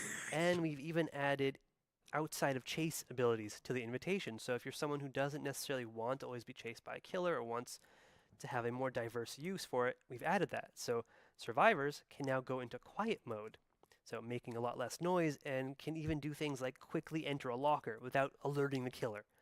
It's super useful to get out of that chase right away. That's fantastic. Or if they're nearby and you don't want to alert them. For killers, they can now use an invitation to immediately send a downed survivor to a nearby hook. And as I can say from playtests, it's really fun. I think the community is going to love that. Can't wait for them to play, but also I think there's challenges we've added so you can earn masks, right? Yeah, exactly. So problem is everybody's going to get through this like no life, this mode, event challenges and earn, and then the queues are going to be slow. All of them are going to be earned like this. That's going to be how you earn most of the rewards. And past masks and outfits that were earnable or in the store last It's not him, guys. It's the microphone. I swear to you. If someone I'm not making fun of this guy. Get those during previous years, they chose terrible microphones for this announcement. The store for the duration of the event. And I have to say that we have also a licensed guest showing a mask this year, a Mr. Detective Tap. Amazing. Amazing. That's so cool. Look at those masks. Those are fantastic. There they are. Heck yes. Fantastic. The twins one is nice. So it wouldn't be a party without lots of rewards. What can you tell us about the event tome? So we've got a few staples that are coming back that we've done and seen huge success with in the past for the event tome. One is the community challenges. So we know people love to play together towards earning things, so we've got a lot of those. So if people engage with the event, work towards those targets, hit their own milestones, I think they're going to earn some really pretty cool stuff. Also in the event tome is some really interesting lore about the observer discovering Trix's world. So if you want to know a little bit more about her, play those challenges, earn that lore. Then we've got some really cool stuff. I have to say the Twisted Masquerade is one of our favorite collections to work on every single year. As soon as the art team's concepts hit the table, or I guess the monitor screen these days, we're like enamored with them. Like, we love working on this collection. So this year we've got like he's got pop new rocks in his 100% mouth. earnable outfits that you can earn through the event. We have one for Bill Overbeck, another licensed guest making his appearance in the Masquerade. And one for the unknown, who is maybe trying to blend in a little bit at the party. Let's go, Bill! Successfully. In addition to all that really cool stuff, we've got some Trix-themed charms and player cards that people can earn. Now, obviously with Tap's mask making an appearance as a reward, there's someone who accompanies him. So if people check out the in-game store during the Twisted Masquerade, they'll be able to find a really cool event-themed outfit for the pig. Yeah, we are is. Huge fans of this. I mean, it's got so many touches from the Saw franchise in there. I think it's amazing. I think Pig it's fans ass. were on the edge of their seats hoping you'd say that. No, amazing. So we've covered a lot. Are there any last presents for the players that we haven't mentioned? So there's a lot already, but we've got more. So the same as previous years, we're giving out lots of daily rewards to players. So there's going to be lots of currencies, like more blood points, more rift fragments, more iridescent shards. We're going to have a huge login calendar throughout the entire event. People are going to be earning stuff no matter what they do. And for the first time, that no matter when the player logs in, we're going to give them enough event currency to get a single reward from the event. Nice. So as soon as you log in, we want to get you started and start enjoying the party. I love that. Players are going to love that. Thank you, Justin, for your time and all that detail. So much detail. I hope people are psyched. He was well rehearsed. Just as a note, the And event lubricated. in-game starts June 13th, but the Before the Masquerade event actually starts now, right after this show, today. And there is one last thing that we have not mentioned. It's all part of this wrapper of celebration, and it actually ties back to Dungeons and Dragons. Oh, does it? Yes. So very, very excited to say that we will be putting some Dungeons and Dragons Dead by Daylight dice, that's a lot of Ds, A lot.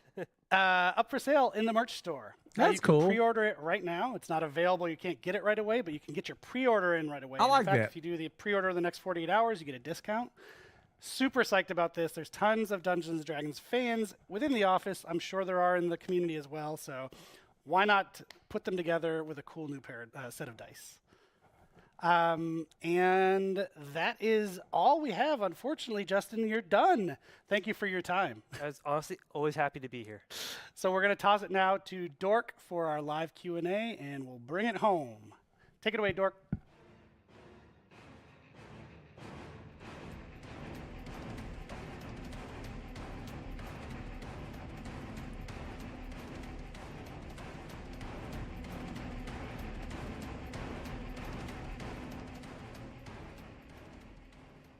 All right, well, I've been like teleporting all around today. Now I'm over here. So we've covered so much content today. We've been talking about gameplay updates to Dead by Daylight, the 2v8 mode, the new titles, the Dungeons & Dragons chapter, and obviously with all of this content comes loads of questions, which we will be taking the time to answer for you. I say we because it's me, Dave Rashad, and Justin Brown. So let's go ahead and get started. So for Dave, question 1. In the Dungeons & Dragons segment, you mentioned 2 bards and 1. What does that mean? Are we getting 2 unique survivors?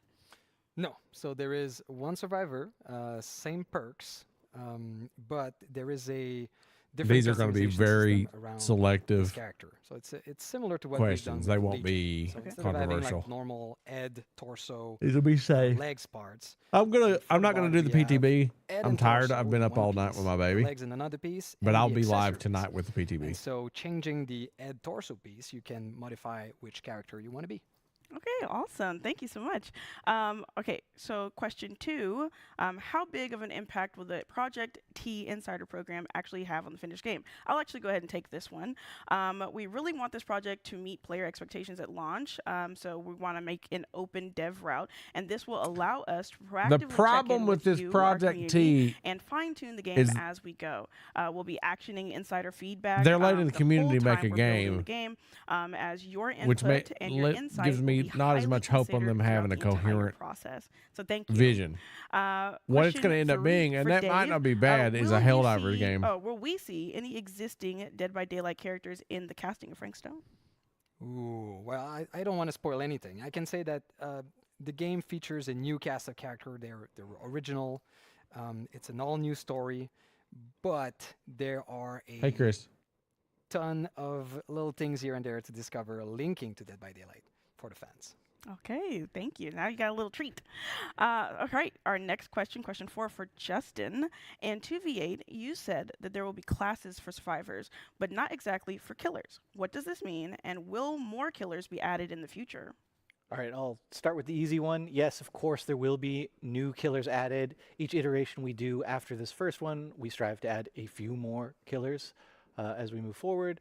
As far as classes go, it's something that we're still really waiting for. There's a possibility we do something like a class system, but we're going to wait until we get this iteration into your hands and work with your feedback and see where we take this mode. All right, thank you, Justin. Question 5. What is the difference between a game mode and a modifier for Justin? Okay, it's just like what Matt said. A modifier is really something that takes a little piece of a standard trial and sort of adjusts it, like a darkness effect, maybe changing how fast or how many generators there are to do, or random perks. A mode is something that's going to fundamentally change the way the game's played, something really big and all-encompassing, something like 2v8. All right, thank you. Again, Justin, I got a question for you. Question 6. Can I duo killer with my friends in 2v8? Absolutely. You can queue up with your friend. You can get on Discord and talk to them and play killer together. Okay, so I'm super excited for that. That's going to be amazing. Yeah, that's going to be great. All right, our next question. Can we play 2 of the same killers in 2v8, Justin? No. The easy answer is no, you won't be able to play 2 of the same. You'll be able to mix and match between the 5, but 2 of the same killer will not be available. Okay. Oh, yeah. Can you imagine hearing both chainsaws revving? Like, oh, God. Overload. That's badass. All right, question 8. I didn't get my blood points from grade reset yesterday. Will I get them back? I'll go ahead and answer this one. Yes, we're working on refunding the missing blood points to players, and you should receive them within the next few days. Really sorry about that. Question 9. Can achievements and trophies be earned in the 2v8 mode when it releases, Justin? The simple answer is yes. There are no specific 2v8 achievements or trophies, but if you're making progress towards one that already exists, like how many generators you have to repair, progress is still made towards those trophies. All right, thank you. Question 10. Are there plans to keep 2v8 permanent after some iterations, Justin? So this is something we're still working out. But I can tell you for sure in year 9, it will not be permanent at any point. It's going to be an ongoing discussion. It's going to depend sort of the engagement level, the feedback we get from you, and when we feel the mode is fully ready before we continue those conversations. Mm-hmm. So when the mode is active, make sure you are playing it. Okay, do this for us. So other than that, this is so cringe. Is What the Fog couch co-op or online co-op only? I'll answer this one as well. What the Fog is online co-op only, available as soon as we find a fix for the website. Really sorry about that, but thank you so much for trying to claim the game right now. All right, question 12 for you, Dave. Is Matt Mercer voicing Vecna? Good catch. He is. We're super excited to have Matt Mercer bring Vecna to life in the trailer, in-game.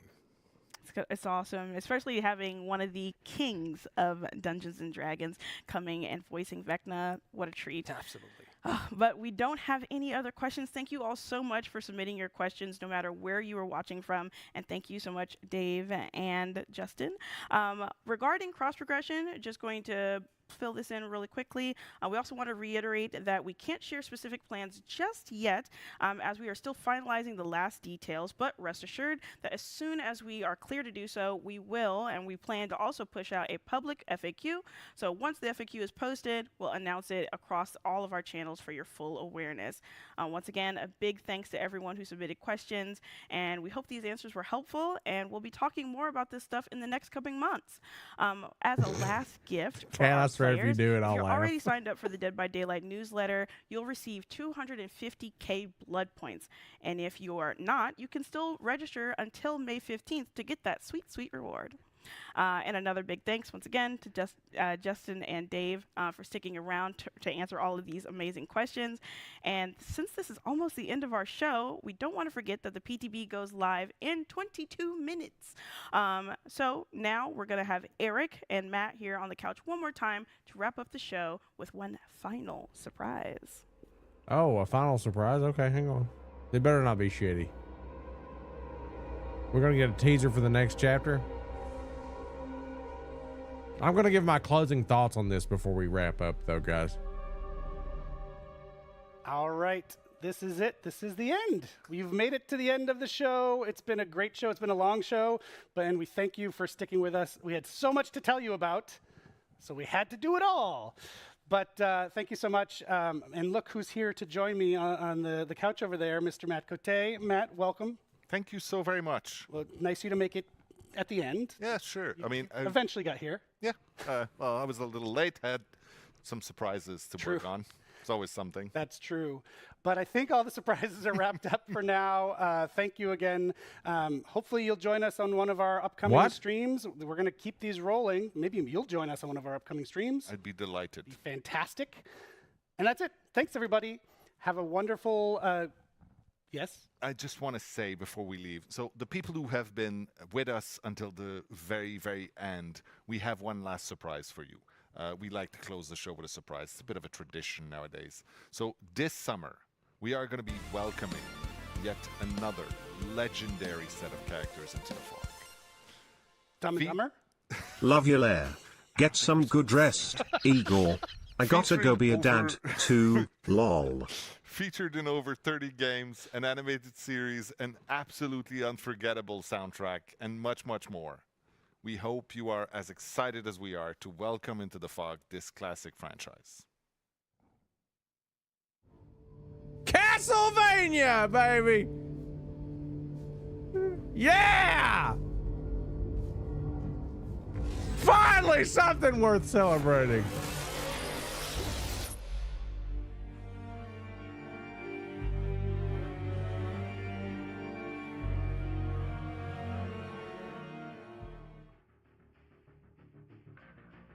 I bet. Look at this chat. I bet they're going nuts.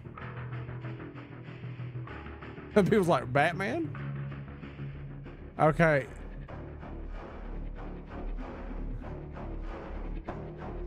We're getting a vampire. We're getting a vampire.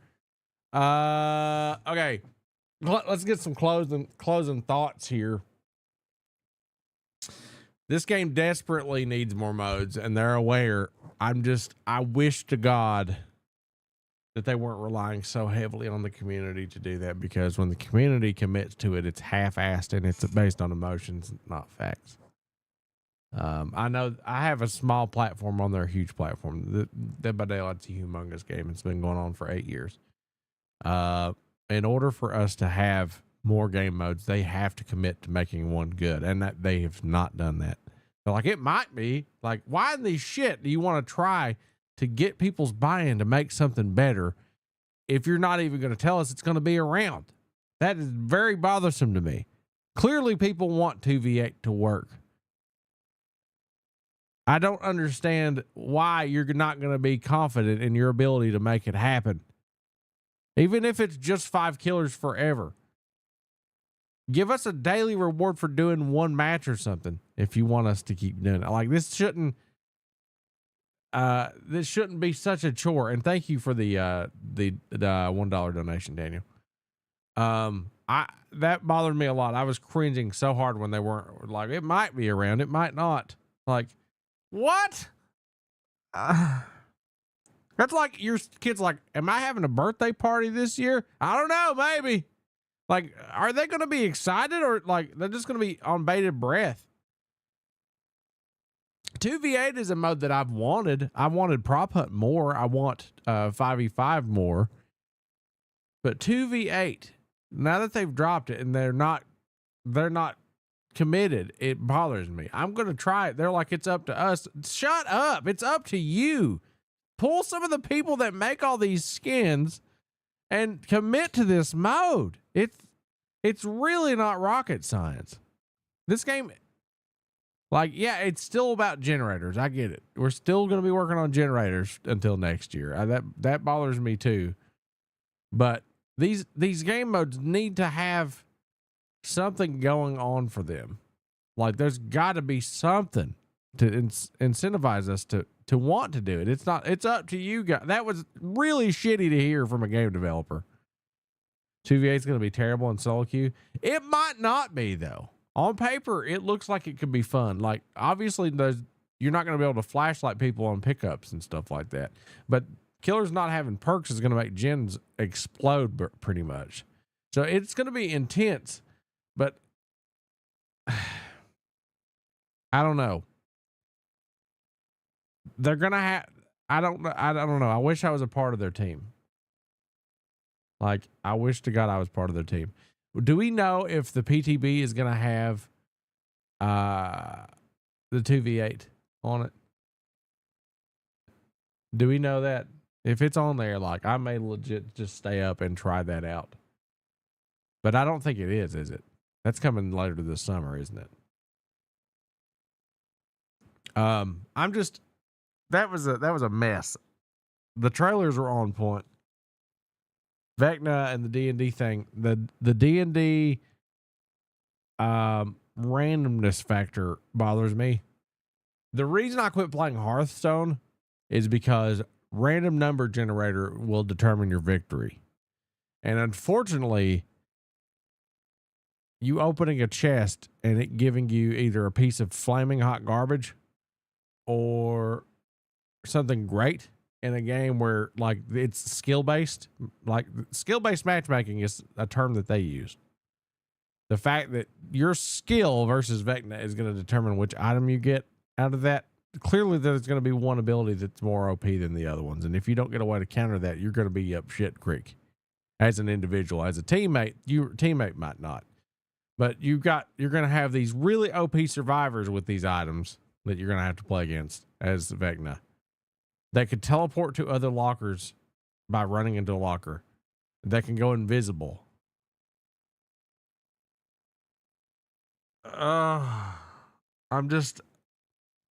There's a lot here, guys. All the content is great getting added. But the modes, I'm very disappointed on. I hated hearing them say that stuff. I really did. It bothered me. See you later, Kyle. I don't know. But I've got all day to process it. Castlevania was huge. Dungeons and Dragons is huge. I can't believe that. I can't believe Castlevania. I was expecting that going to be teased later, but I don't know. The 2v8, them not committing to their own product multiple times. It wasn't just the Justin guy. It was Doric and it was the lead guy. They were just like, it's up to you guys if it's good. What the fuck? Hearing a developer say that? It's up to you. It's up to you to make it good. What?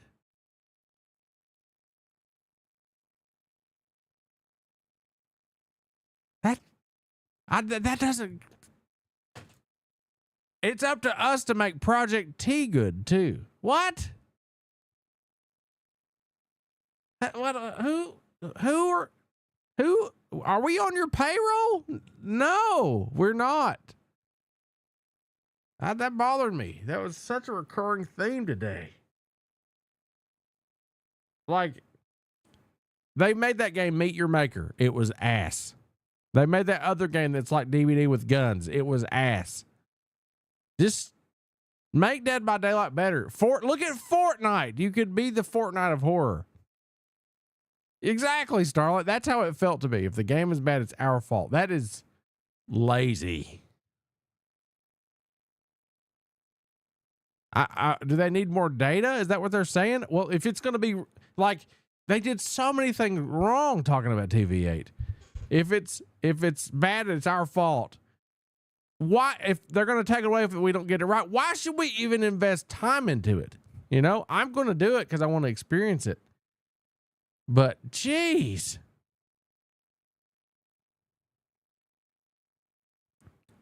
Yeah, right, Jeannie. Yeah, exactly, Joey. That bothered me a lot.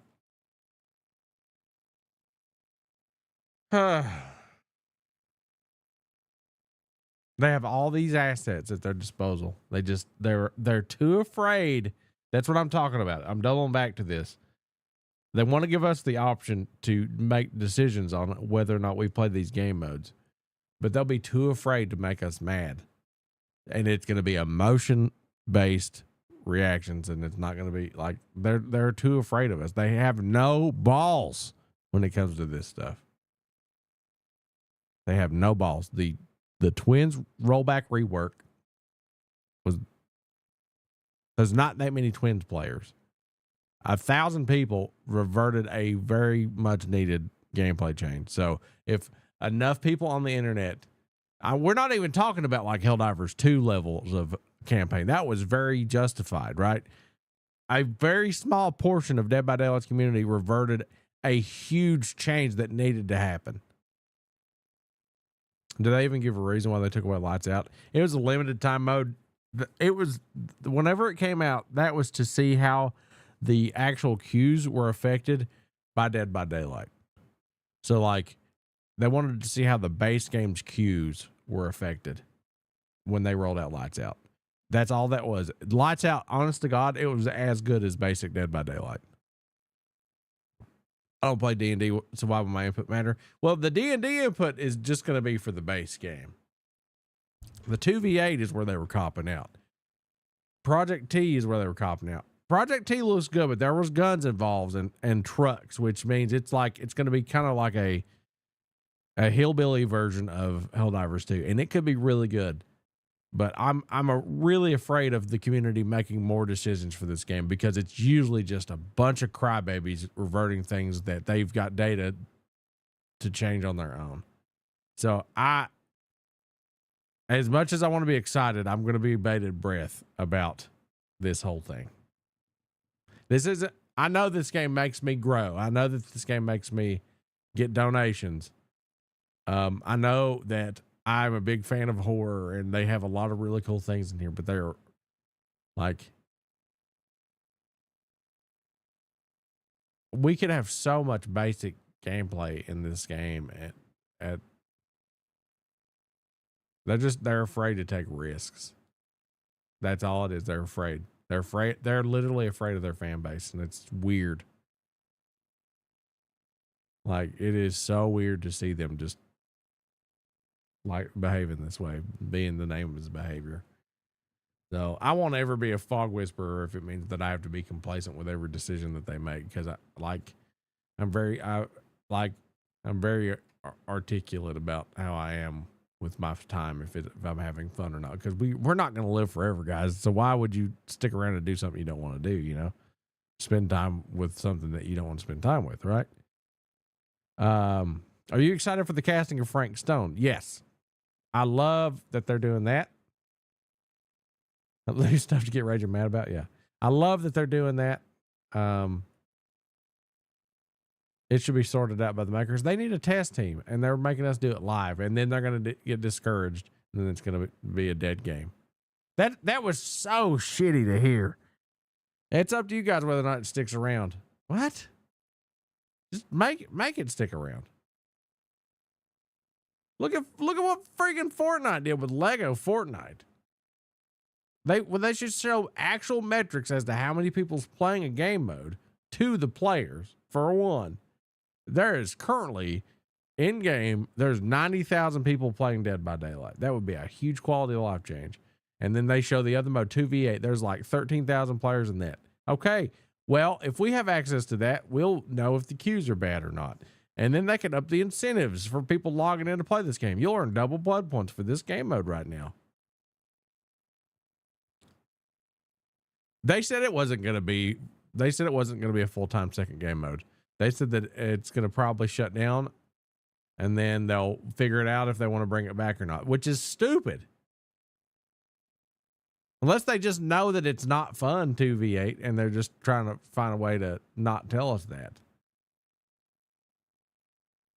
We need some non-competitive modes in this game.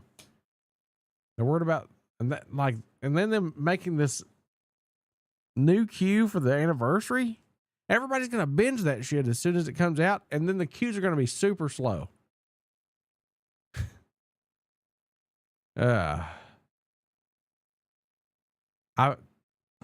that's my review. Thank you for Castlevania. Thank you for Dungeons and Dragons. But no thanks on Vecna's counters. Even as a survivor, I'm like, no. I don't want the dice rolls in this game. I don't care. Like, it could have found another way to be in the game. Why the new queue? Apparently they separated the anniversary into, there's things that make appearances, and then there's other things. Like 2v8 is on mobile, so I don't get why it can't be permanent. Exactly. They have no balls. They have no balls. None. They won't commit to their, like, mobiles took off and ran with this stuff. I've seen What the Fog. It looks cool. That, I don't know who What the Fog was made for. You've got this mature murder spree game for clearly for adults, right? Now you've got this game that's coming out in this universe where you play as these chibi looking DBD characters with guns that looks like it's catered to children. Who did they make that game for? The kids that can't play normal DBD that will grow up and eventually play Dead by Daylight, won't have any gameplay in common with the game you just played? Or these childlike mentality entitled survivors that want to play Dead by Daylight and win all the time? Like, DBD for kids, yeah. I mean, I haven't even played it yet, but I don't like how it looks. You know? Are you only going to look at the perks on the website right now? We probably should do that.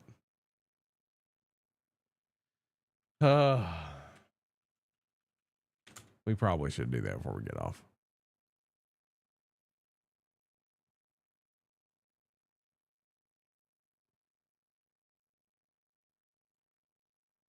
No, I don't want to sign up for shit. I already have. I know the login key is going to be bad.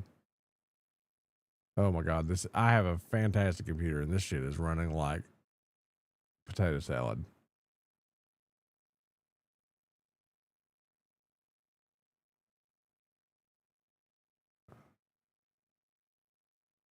Okay. What? Dude, this is running like molasses.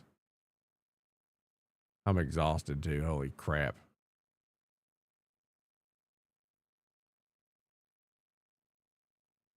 Yeah, I don't even see anything here to even look at.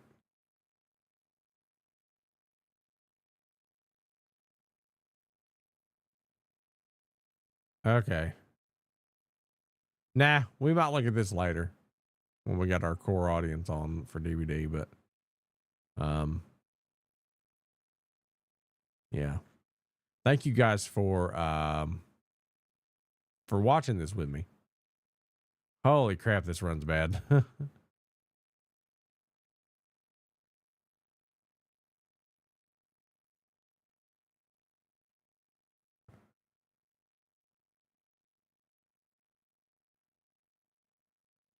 Yeah, there's nothing on here. It's up to you that it's running like crap. Hello, Lise. Anyway, guys, I'll be back later. I don't feel like doing the PTB. I'm tired. I've been up since 4 a.m. That was cool though. Look at OTZ with them 24K views. That's nice. Yay. So if you guys don't know how to get the PTB really quick, you go into Dead by Daylight on the left hand side of Steam, you right click the property, betas, and there's a drop down that'll show up at noon or 1 that you can download. So I'm going to go relax. I'm not going to do this till later tonight because I won't make any money or growth with the limited amount of views that I have and the no algorithm. So I hope you understand, but I'll see you guys later, okay? If I was big enough, I'd do it, and if I had more sleep, I'm going to go see what the doctor said about my baby. And Deidre did message me and say that the doctor said that she's an ounce away from her birth weight, which is wonderful news. Kudos to Mama Bear for feeding that baby. So she's already back up to her birth weight almost. So that's what I really needed to hear today. So yeah, I'm gonna go take care of my baby, guys. I'll see you guys later. I'm gonna get some rest. Bye.